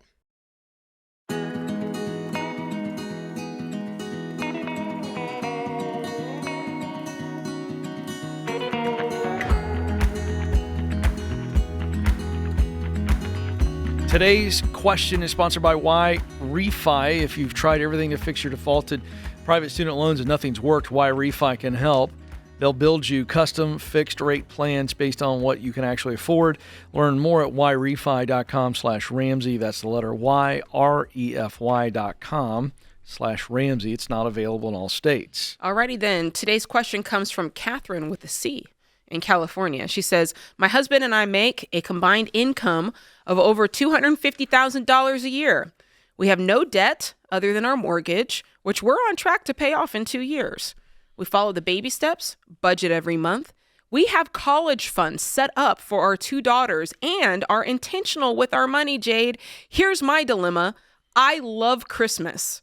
And for years, we've only bought dollar store or thrifted decorations that don't last. I'd like to invest around $1,000 in quality Christmas decorations for our home that we can use year after year to build memories with our girls. My husband feels like this is frivolous and not aligned with our financial goals. But it's something very important to me, Jade and Ken. How do I approach this conversation with him in a way that honors our financial goals, but also makes room for meaningful spending? I'm just so mad that this is even a struggle. You guys have done so well with your money. You've been so intentional. This $1,000, that really is a one-time expenditure because she's saying, can I spend $1,000 one time, get some quality stuff? Yeah. This is not going to derail anything that you're doing in your world. No. You could put the $1,000 out the window and let it blow away, and it's not going to change anything in your world. Well, I'd want to know, I wish she was on the phone because I want to know how much she spends every year that he's supposedly okay with, which, by the way, he's not okay with. She's married to Ebenezer Scrooge on this deal. He doesn't care about Christmas decorations. He just doesn't care. Yeah. Right? But here's the thing. Let's talk about this because you and I are both married. There are things that Sam Warshaw will get excited about spending money on that in my mind, it's like, this is so unimportant, or I personally, it's not my thing. I know the story about his Halloween outfit. Bro, the man bought a Ninja Turtle costume. Straight off the movie lot. But he sold some stuff. We talked through it. He did it the right way. He did. But my point is that is just part of being married. Is there's things that you gotta let it go. Get your spouse like, ooh, because I can't he's believe responsible about it, and this lady is responsible. Yes. So the point I was making is, let's say, what do you think she spends? What do you think she spends every year on the cheap stuff? Oh, at the dollar store, she's probably spending like $15, $20 just getting some little doodads and stuff. I think she, you got to sit down with him and go, babe, this is actually a very small amount of money in the grand scheme of what we do. I'll bet you she spends about $100 to $200 a year. So if she goes, look, $1,000 for really nice stuff, it's going to get us 5 years worth of stuff. We're not going to have to spend much at all. You just got to speak the guy's language to one degree. But at the end of the day, you got to pull the wife card and go, hey, you know what? We're doing great. Yes. We've suffered and sacrificed to be able to pay this house off in 2 years. Listen, Sparky. Yeah, I'm that's putting the one. my foot down. That's the part, because I don't think she needs to spend a whole lot of time explaining why this isn't very much money. I think the guy knows math, and I think he knows that this is not a lot of money. He doesn't care. It's just not a value to him, but he needs to understand that. It's that's valuable just part to of her. Yes. Happy wife, happy life, man. You got to turn the lights off at the end. end of the day. So let's make sure. I know. Do you know what I'm saying? Certain battles aren't worth the fight, Ken. You're talking to me. I just want people to know I'm giving out advice that I actually follow. Ken, say what's on your mind. You know I'm about ready to. Say it. I know what you're thinking. Stacy has bought into what I call the great candy inflation. And in our neighborhood, several years ago, we discovered some houses are giving out full-size candy bars. Mm-hmm. I have a fundamental problem with that. I do too. I think that you're a teenager, you go buy your own full-size candy bar. You don't get it at my house. We're giving away free candy. You get the junior size. I just think it's too much luxury. These kids have no hardship in their life. I know, get off my lawn, but guess what? She thinks it's okay. And guess what's happened the last 3 years? Papa sat back. Full-size candy bars I'm handing out this year as I sat on my front lawn with the fire pit. And here I am handing out full-size Milky Ways and having a bad attitude the whole time. But what did you understand that allowed you to do it? That it makes Stacy happy. Boom. And so therefore it needs to happen. Boom. And I can afford the full-size candy bars. You could have thrown it's not them a budget item. You could have thrown them in the bonfire. I could have burned them. I almost did for principle's sake. I kid. I ain't ever going to throw a full-size Milky Way away. By the way, I did a little Mr. Coleman tax. Did you? Before the kids got there. Oh, always. I had myself a Milky Way. You should have seen me sitting in the front. The whole thing. Waiting for the kids to show up. I went ahead and had myself a full Milky Way. Wow. Underrated candy bar. It's okay. It's not my favorite. Just saying it's underrated. You and I know what the dealio is. We know about the Butterfinger and the Payday. Butterfinger's the best candy bar in the world. And I agree with you on that. Joy is up in St. Paul. Joy, you're never going to get that much of your life back as we talk about candy bars, but we're here for you now. Fantastic. I was wondering if there's a Halloween version of Scrooge that we could call you, Ken. Oh, good call. Yeah, is there a grumpy Halloween movie character? Yeah. I think they're all grumpy, I'm actually. thinking of Addams Family. But you know what? Truth is, Joy, I've gotten past it, and now I just go with the flow. And the kids go, wow, when I hand them their full-size candy bar. So, So good for you. Yeah. Okay. How can we help you? Fantastic. Okay. I am working a full-time job right now that I sort of like and a part-time job that I love, and I am burnt out, and I need to make a change. And I've been doing this for about a year, and I'm over it. So I think that my two options here are to, number one, quit the part-time gig that I love and just do the full-time thing that's more stable, that I don't really like, or I'm pretty sure I'm going to have a job offer come in at the end of this week for another part-time thing that will be in the field that I love, so I could do the two part-time things together. Ooh, this is pretty simple, I think. Do both part-time jobs pay the same, more or less than the full-time? Yeah, if I was just doing the full-time job, the two part-time jobs together is very comparable to what the full-time thing is. Okay, and if I heard you love both part-time jobs. I know that I love the one. The other one, I haven't done it yet, so I'm not 100% sure, but I'm pretty certain that. Okay, but that's up to you to determine in the job interview. And I want to tell you, Joy, that the job interview is for you, not for them. So many people think that we're always trying to impress everybody else. Pick me, love me, hire me. And I think the job interview is more for you to go, do I want to be picked by you? And so it's certainly important in this situation that you don't take this second part-time job unless you know that you got a good picture of what this thing's going to look like. And that's asking questions like, describe this job every day and every week. How much does it change? When it changes, what's it look like? Another fun question to ask the interviewer is, describe a year from now, if I'm crushing it and my annual and you're saying, Joy, you crushed it, what did I do? People don't get asked those questions. That's a great question. And you need to put it on them and just sit back and smile and keep asking those questions. Now, let me ask you another question very quickly. Are you in the full-time job because you just needed the income to pay off debt? Oh, we don't have any debt. We're in baby steps 5 and 6. But I did need more income because we do have a mortgage, and I wanted the full-time job because it's more stable. I've been looking for a full-time job for 3 years and just kind of piecemealing together part-time, 1099, contract stuff. So that's why I took the full-time job. All right, but the point is you guys don't have to have the income. It's nice, but you don't have to have it? Or we have to have it, yes or no? No, we need more than what the part-time job can give me. All right, so my point is I would go with the 2 part-timers. If you do what I tell you to do and you ascertain through the interview process that this is, in fact, a great part-time job. Now, I've got 2 part-time jobs, and I say, sayonara, out. I'm out. No longer doing the full-time job that you don't love. It's very simple. Okay. We keep the income, but now we got more joy. Yeah. Pun intended there. I did that on purpose. I couldn't help myself. You did a good job. Thank you. Yeah, you're a smart lady. I think you know what to do here, so do your due diligence, and if the interview feels right and it's a good thing for you, go for it.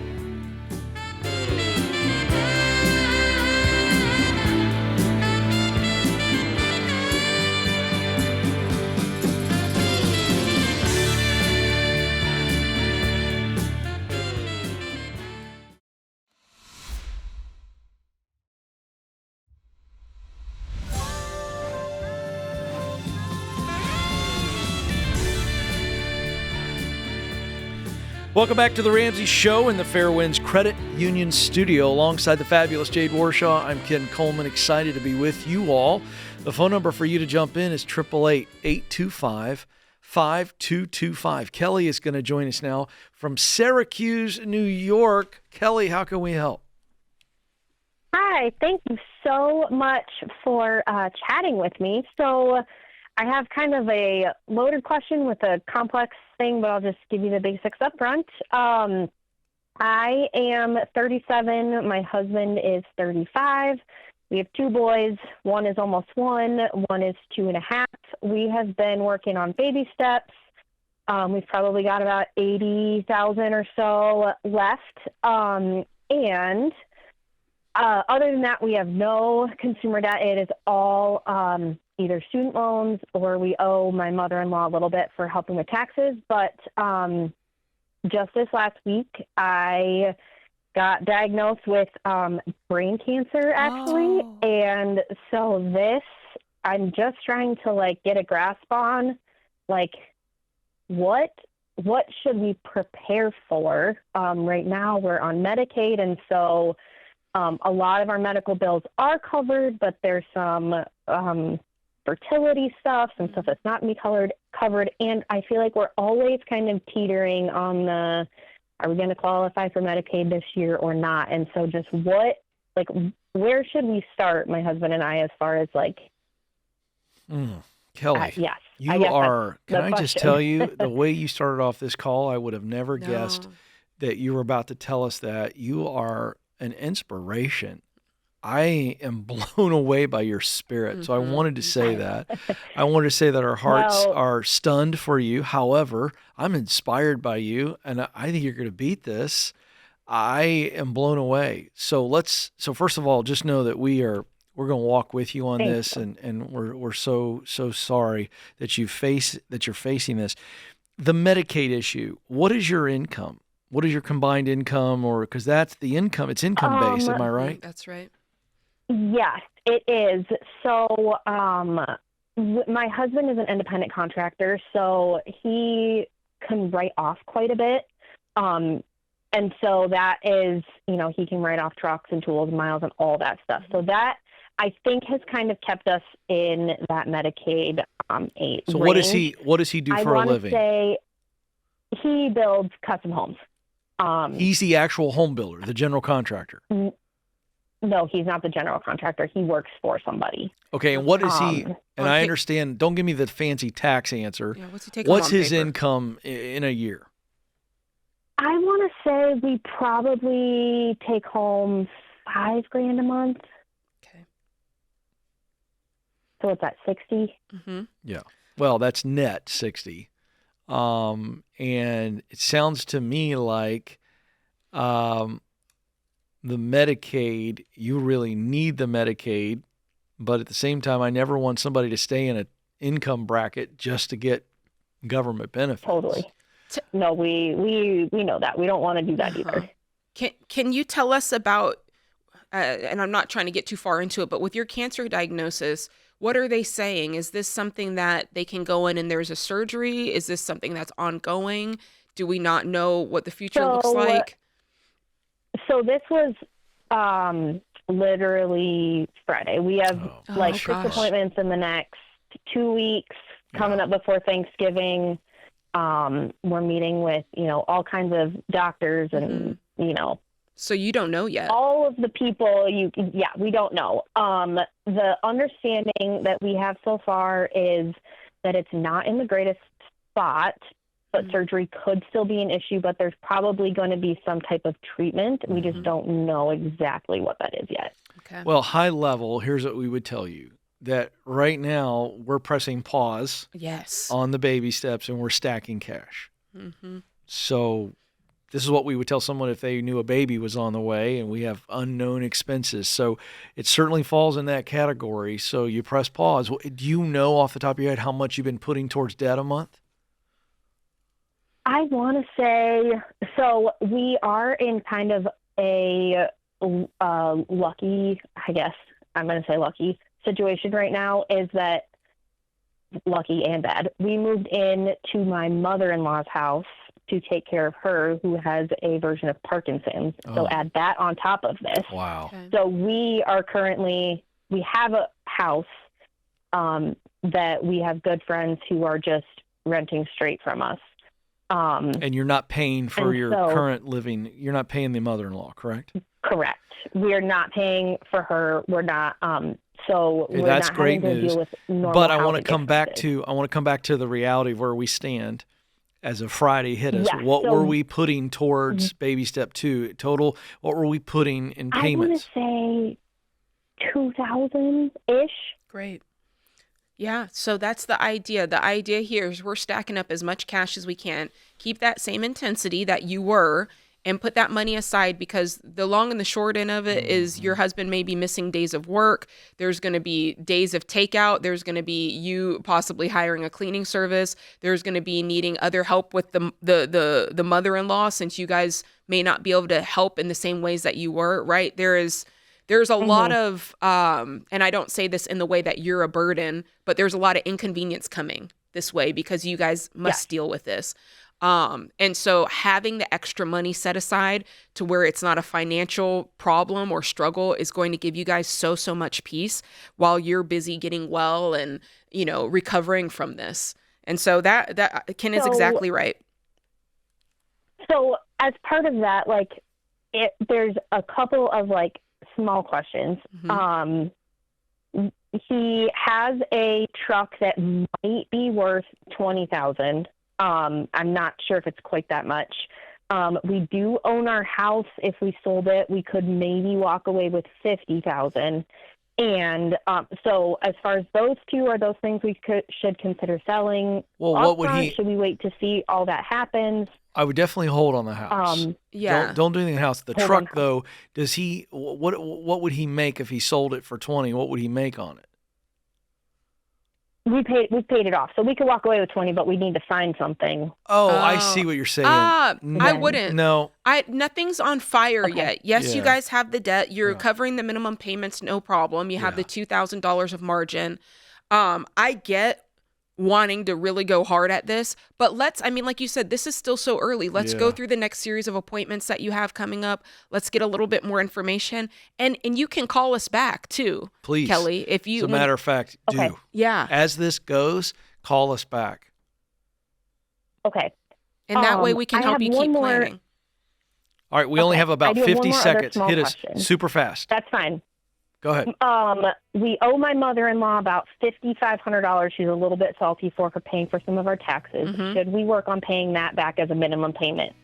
No, it's storm mode, and you're doing her. This is the same one that you've been taking care of, I think. Yeah. So you're doing her a solid. She did you a solid. Right now, let's call it even. That's exactly right. Hold. Everything we're focused on is taking care of you, doing what the doctors tell you. Fight this thing, and I'm going to tell you something. Kelly, your spirit is going to serve you so well. Keep that chin up. I'm so blown away by your spirit. Yeah. What a phenomenal lady you are. We're praying for you, Kelly.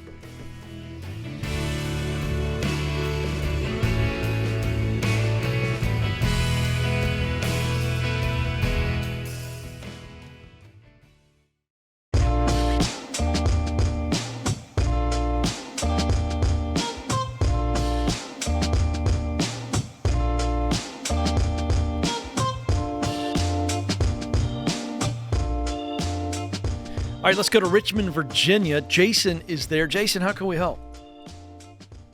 Hey, guys. Thank you so much for taking my call. Sure. So, my dad owns a small electrician business, and he wants to buy a $90,000 truck for his business so he can use it as a tax write-off. Sure. He We has hear that never all the been time. adverse to going into debt. Okay, that's good to know. So he's never been adverse to going into debt, and he thinks that if he gets this truck, he will not have to pay taxes to the government, and he'll be able to take that money and just put it into a truck that eventually he'll keep. Right. He owes from last year in his taxes, but I think that's the result of him making a little bit more than he thought. Mm-hmm. It wasn't like he was not paying or anything. Right. So he owes, and he's expressed that he doesn't even need the truck. He just doesn't want to pay the taxes. 100%. Yeah, I've heard this before. Yeah. We've all heard this before, and it's such a weird mental trade-off where people go, wait a second, I'm going to spend money, my money, in order to pay less taxes, and we think that's some sort of a good deal. And I can't even imagine what a payment is on a $90,000 truck. Yeah, because he's going into debt for it, correct? Correct. Yeah. So you got to help him, Dad. You're going to spend, I'm going to guess it's $800, $900, maybe over $1,000 a month. I have no idea what he's going to put down. That's a world that I don't even know, so I don't even know how to estimate. But it's going to be a big chunk that he doesn't even need. So you got to kind of go, Dad, you just told me you didn't need the truck. That means you don't need the $900 a month payment. And you're doing all of this because you like the way it makes you feel because you're paying less in taxes. It's just such a weird financial trade-off, and it never makes sense when you get it all out on paper. Yeah. But in your head, with no one else pushing you on it, it seems to make a lot of sense. Jade, you've heard this more than I have. You've coached people through this. Your thoughts? I mean, back in the day, when my mother-in-law did our taxes, she was telling us to do the same thing. You got this money sitting in the business. You need to go do this, spend it. Well, my bigger question is, before we even get into all the odds and ends, will your dad listen to you? That's the real question. If you tell him, hey, Dad, listen, going into debt to avoid a couple $1,000s on taxes is not the move, what would he even say to you? Yeah, I mean, we've talked about it, and I think he takes my opinion into consideration. What's the numbers? I guess by that I mean, like, Oh, sorry, what was that? Did he tell when you told him, when he told you the plan and you spoke back to him, what were the actual numbers? How much is he going to save specifically? That's what I want to know. And does he even know? Right. Yeah. Yeah. And that's like something that, like, I have a computer science background. I'm pretty good with numbers. What I'm not good with is the tax code. Mm-hmm. So that's really like what I've been having a hard time figuring out, what is deductible, so that I could give him a factual number of how much he would save. It's not going to be over $90,000. I can tell you that. That's the point. The point is he's going to put $90,000 on his name. He's going to add that in the plus category on his side. And I can guarantee you the savings is not going to be as such. That alone, does that make, I mean, I don't need to tell you that, but do you see what I'm saying? Yeah. Yeah. I guess it's like with the tax savings, it could be around 20 to 30 grand that he saves. Mm-hmm. And so like he'd still have like a $90,000 truck that he paid 60 to 70 for. So I guess that is like a huge luxury. Like you don't need that. So why would he have only paid 60 to own. 70 for the truck? He's paying 90,000 for the truck. Right. I just mean like if he like, I don't know these numbers. Oh, you're saying after the savings, after the taxes? Yeah. Yeah. After the No part of that makes sense. He's spending money, but he's not making any money per se, because he didn't even need the item to begin with. That's the equivalent of me just going to the store and being like, well, I bought this thing. It was on sale. Usually it's this, but it's 50% off. So I just got it for 50% off. But it's like, yeah, but you still spent $60,000. That's essentially what he's doing. Is he saying I can get a truck for 30,000 for 30% off? No, I don't need a truck, but I'll just get one anyway. That's the equivalent. Maybe if you explain it to him like that, it'll help him understand. But I have a feeling he might do it anyway. I think so too. He can punch in the numbers. I just did a little. I mean, this thing is all What you over got? the board. Well, first of all, if it qualifies as many full size pickups do, Mm-hmm. it's the GVWR over 6,000 pounds. So if it's over 6,000 pounds, you could potentially write off the entire $90,000, but it still doesn't qualify in something we'd recommend because he's going into debt for it. Right. Do you know what I mean? Yeah. If he's flush with cash and he's just, but going into debt for a tax deduction, but then there's also scenarios where he might only be able to write off, Section 179 deduction limit for 2025. He might only be able to write off $31,000. So he needs to get with a tax pro. Yeah, find out more about it. If there was But a only if he's situation where he was paying paying cash, yeah, If you're paying cash, sit with a tax pro. But if you're going into debt, this makes zero sense. agree. I would agree to that. All right, Jason. I wish it were different. You've got your work cut out for you. Yeah, and it's your Fortunately, dad. it's not your life. Yeah. Yeah. But I mean, run the numbers. If he'll listen to you, run the numbers and show him on paper, right? And just walk him through it and go, and you, by the way, you got to make it simple. So you're going to pay this much over the life of the loan. Okay. You're going to pay this much per month. Yep. To get this savings. All to get this, and you already owe the federal government taxes. It's got to be super simple. You can't debate emotionally. Yeah, You can't just say numbers. things like, this makes no sense. The Ramsey people said this. None of that's going to work. It's Nope. got to be real numbers. And even then, to your point, Jade, somebody goes, I'm going to do it anyway. I mean, we've all been guilty of going to the store. We didn't plan on getting anything, but we see that it's 40% off, and we go, well, that's a good deal. And I haven't put anything on a credit card in over a decade, but plenty of us would swipe a credit card to get the thing that we don't need simply because it's 40% off. That's essentially what's going on here. Yeah. And we do it even if it's not debt, if it's debt. I mean, Yeah. I'll buy stuff sometimes that I walk by and I go, well, that looks nice. Right. And then I see the deal on it and I go, well, that feels nice. Yeah. I don't need it. Yeah. But the point is there's levels of how irresponsible that looks. It's one thing if you had cash. It's one thing if you neneeded the thing. Right. You found it on sale, you paid cash, great, you got Right. the saving. Yeah.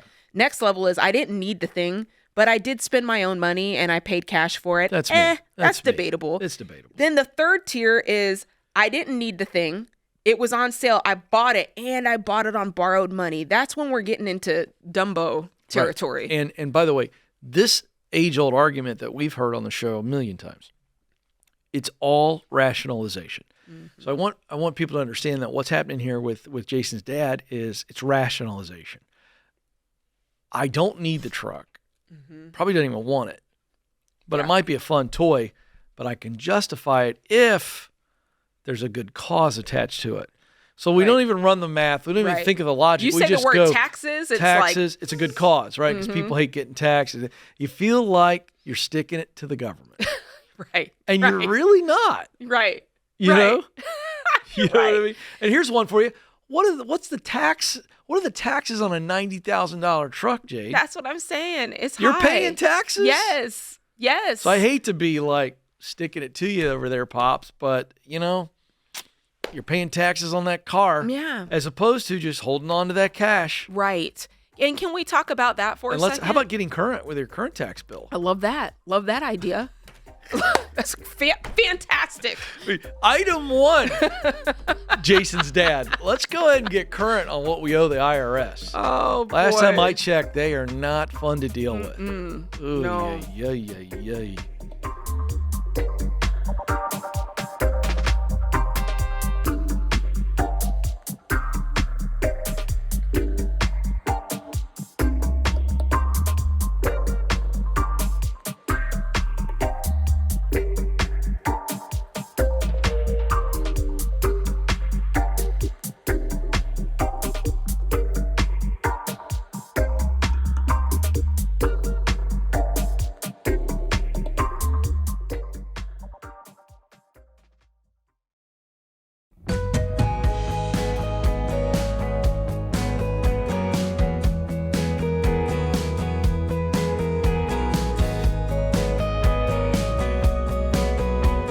All right, question for you folks. Do you ever feel like you're doing everything right with your money, but you're still not getting anywhere? Well, if that's you, you're not alone. Maybe you've made the changes and had a few wins, or something still feels off. It's not because you failed. It's because money isn't just math. It's emotional. It's exactly why Jade Warshaw wrote her new book, What No One Tells You About Money. It's the very first Ramsey book that takes an honest, deep dive at the looking at the emotional side of money, and it's going to give you practical tools to make progress for good. You can pre-order it now for the fabulous price of $24.99, and when you do that, you get over $100 in free bonus items, including the enhanced audiobook, early access to the ebook, instant access to the exclusive video where Jade teaches you. It's entitled Your Financial Checkup, and then exclusive 3-week online book club plus live Q&A with Jade. So how do you get all that? Pre-order. You pre-order it at RamseySolutions.com/store. That's RamseySolutions.com/store. Got to give you a quick word on it.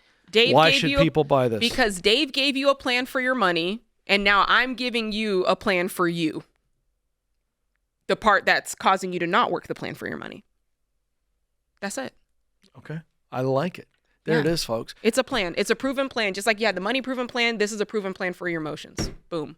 Done. Yeah. RamseySolutions.com/store. Go get it. Let's go to Susan, who is in New York City. Susan, how can we help?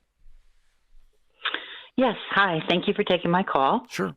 So I'm a 69-year-old divorced woman that has 4 adult children in their 20s.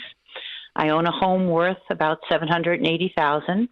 with about a $380,000 mortgage left on it. I have only about $5,000 in credit card payments that I have left.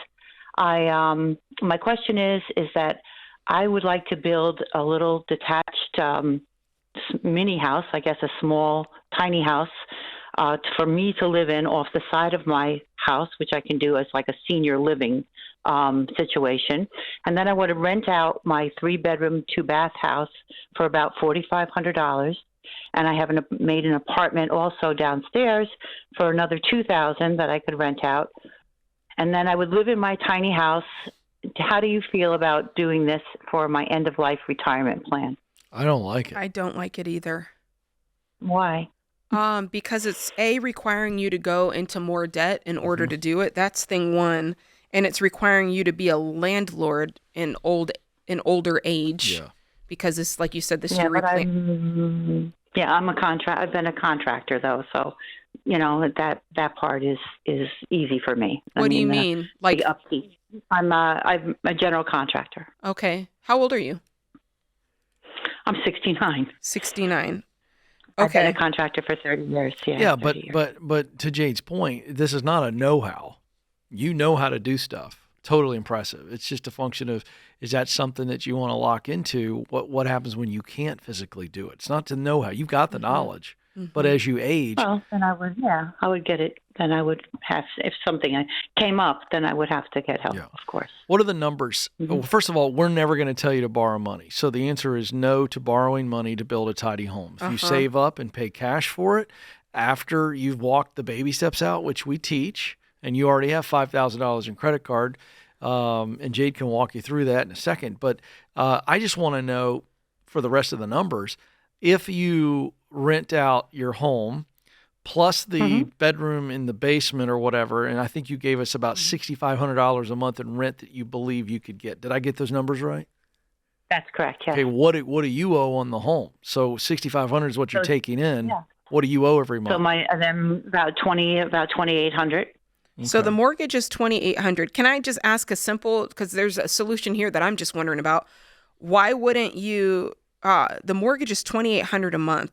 Why wouldn't you stay in the 3-bedroom, 2-bathroom part and just rent the apartment below? Oh, that's just not going to give me enough. Yeah, it's just not going to give me enough money.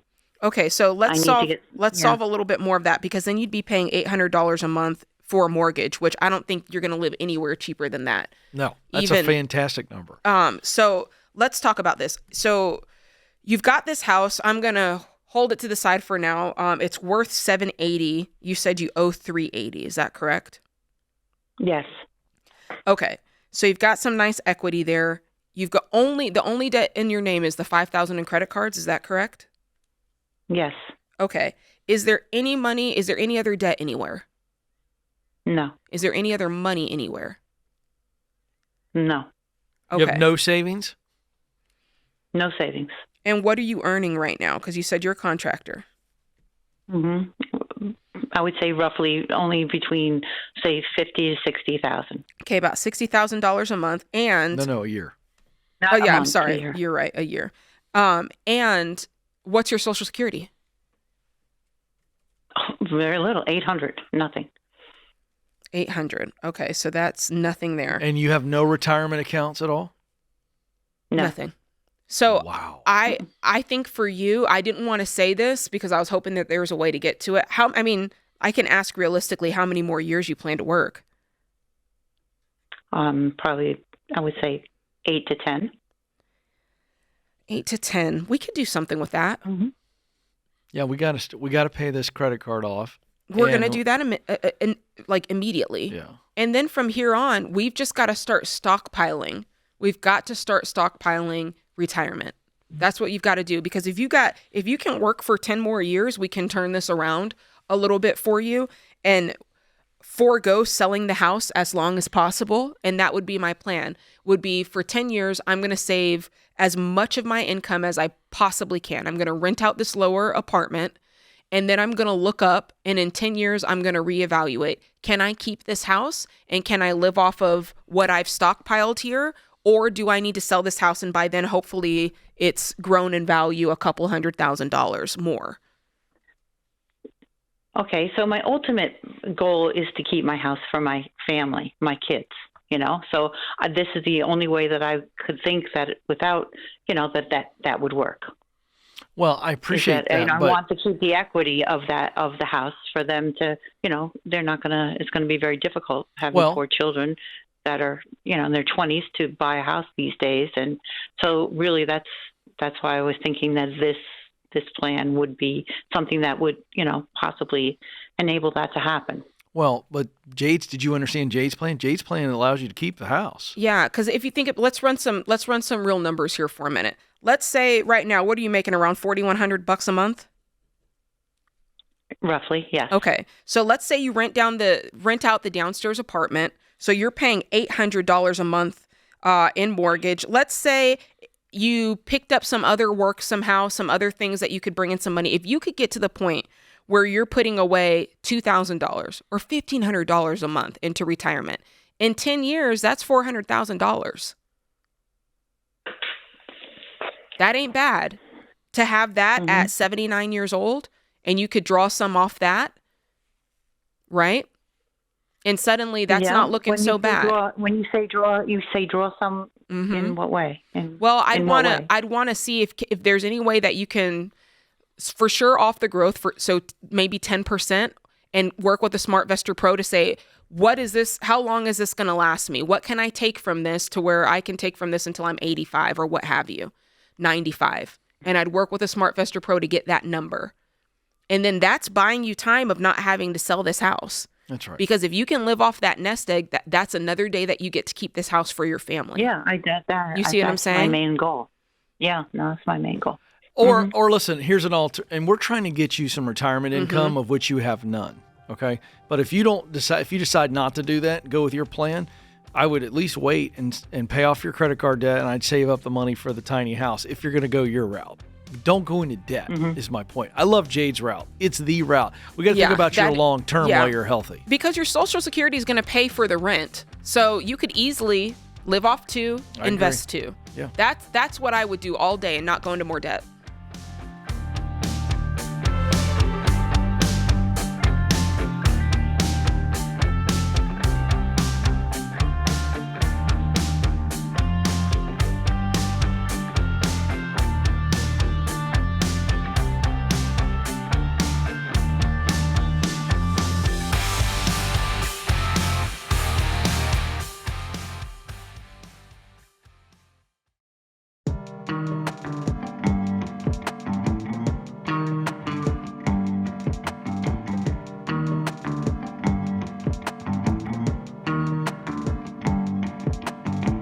Our scripture of the day comes from Luke 11, verses 9 and 10.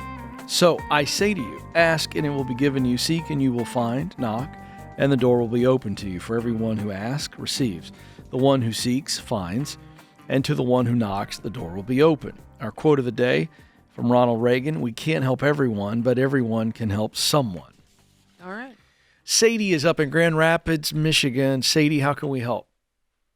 Hey, so my question today is, should my husband and I pull out our retirement to pay off the last of our consumer debt? No. Okay. So Bye. we're on I'm just kidding. We're at baby step 2. We paid off $12,000 of credit card debt from selling property. And we have $39,000 left on a vehicle, and that is our only vehicle. And so we were thinking, to get out of debt right now and to be at a better point, should we pull that out? So, do you understand? And if you don't, it's okay. We'll explain. Do you understand why we both said no in unison? I believe so. But tell please us. Explain. Well, no, you tell us. It's always better if you get it true. without us having to explain it. Why do you think we said no?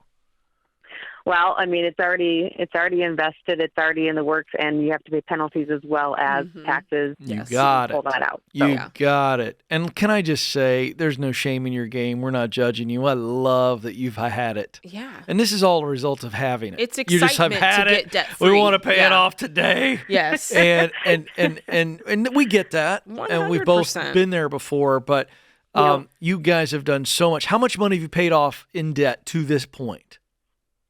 I want to say roughly $18,000.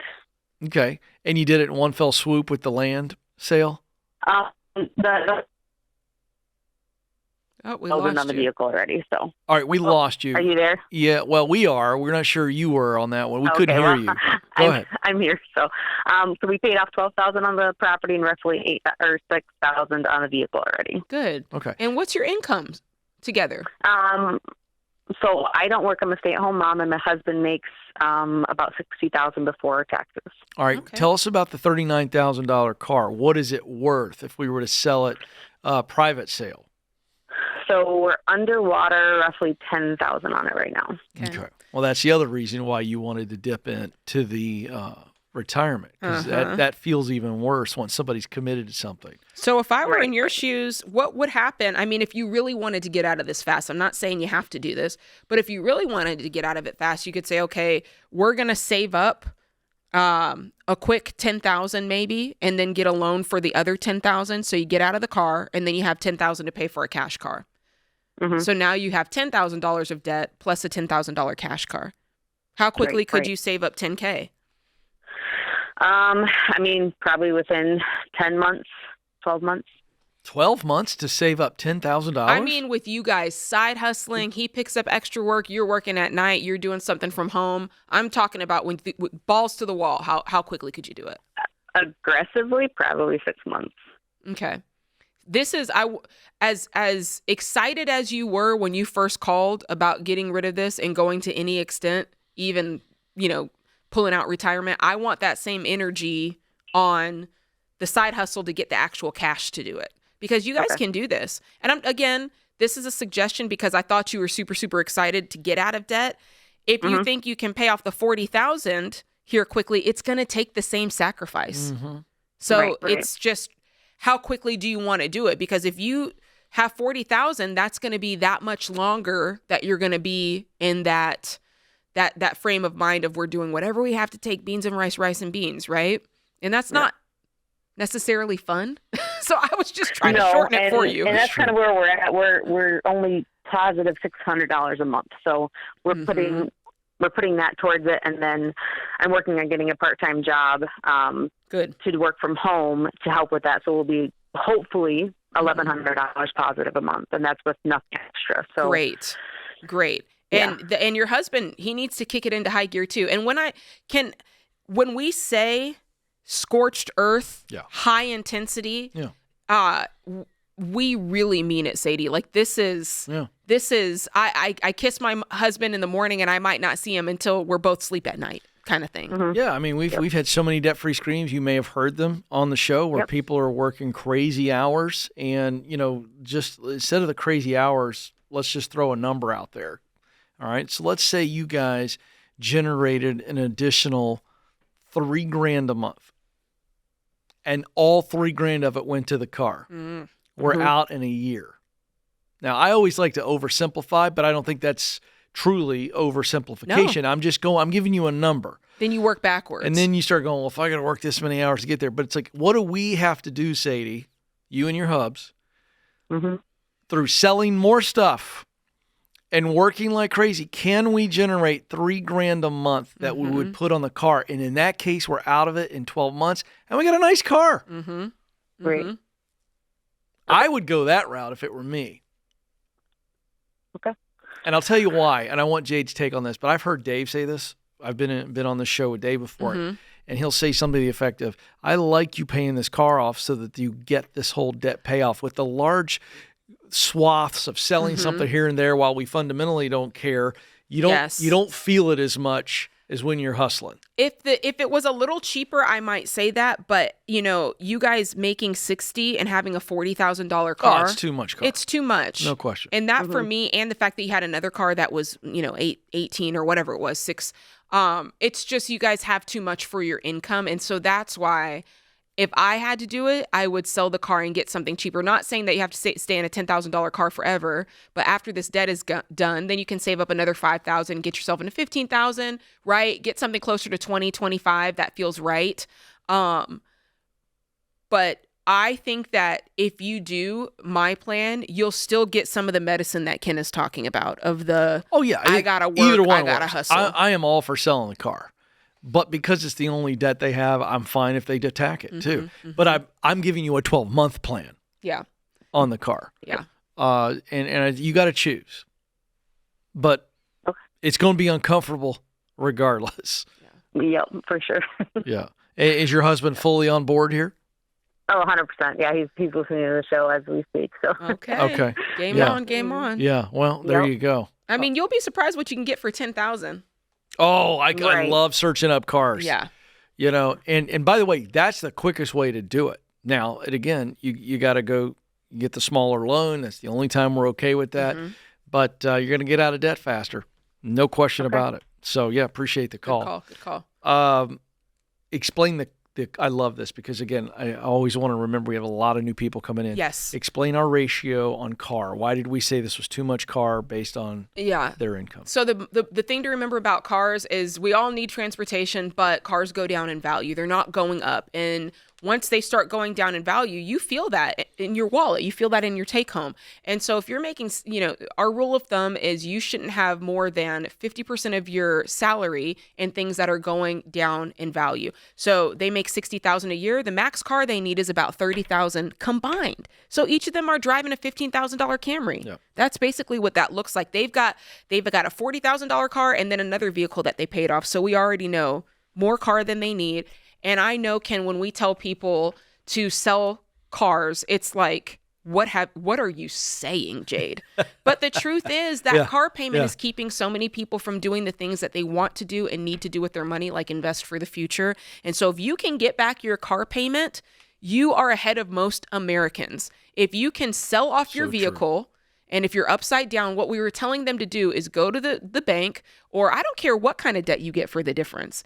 If you're going down, it's good. If you're going from $40,000 to $6,000 because you got a $6,000 loan to cover the upside down portion so you can actually sell the vehicle, that is a win. Yeah. That is a win. And while we're talking about this may not be a fun take for a lot of you, but when I hear a lot of Americans, talk about how expensive it is to live, most of the time they're not looking inward for just a moment to go, what are our combined car payments? And with 2-car household, you're probably looking at $1,500 a month. Easy. That would change their life if that wasn't there. So just food for thought. Hey, remember this, there's ultimately only one way to financial peace, and that's to walk daily with the Prince of Peace, Christ Jesus.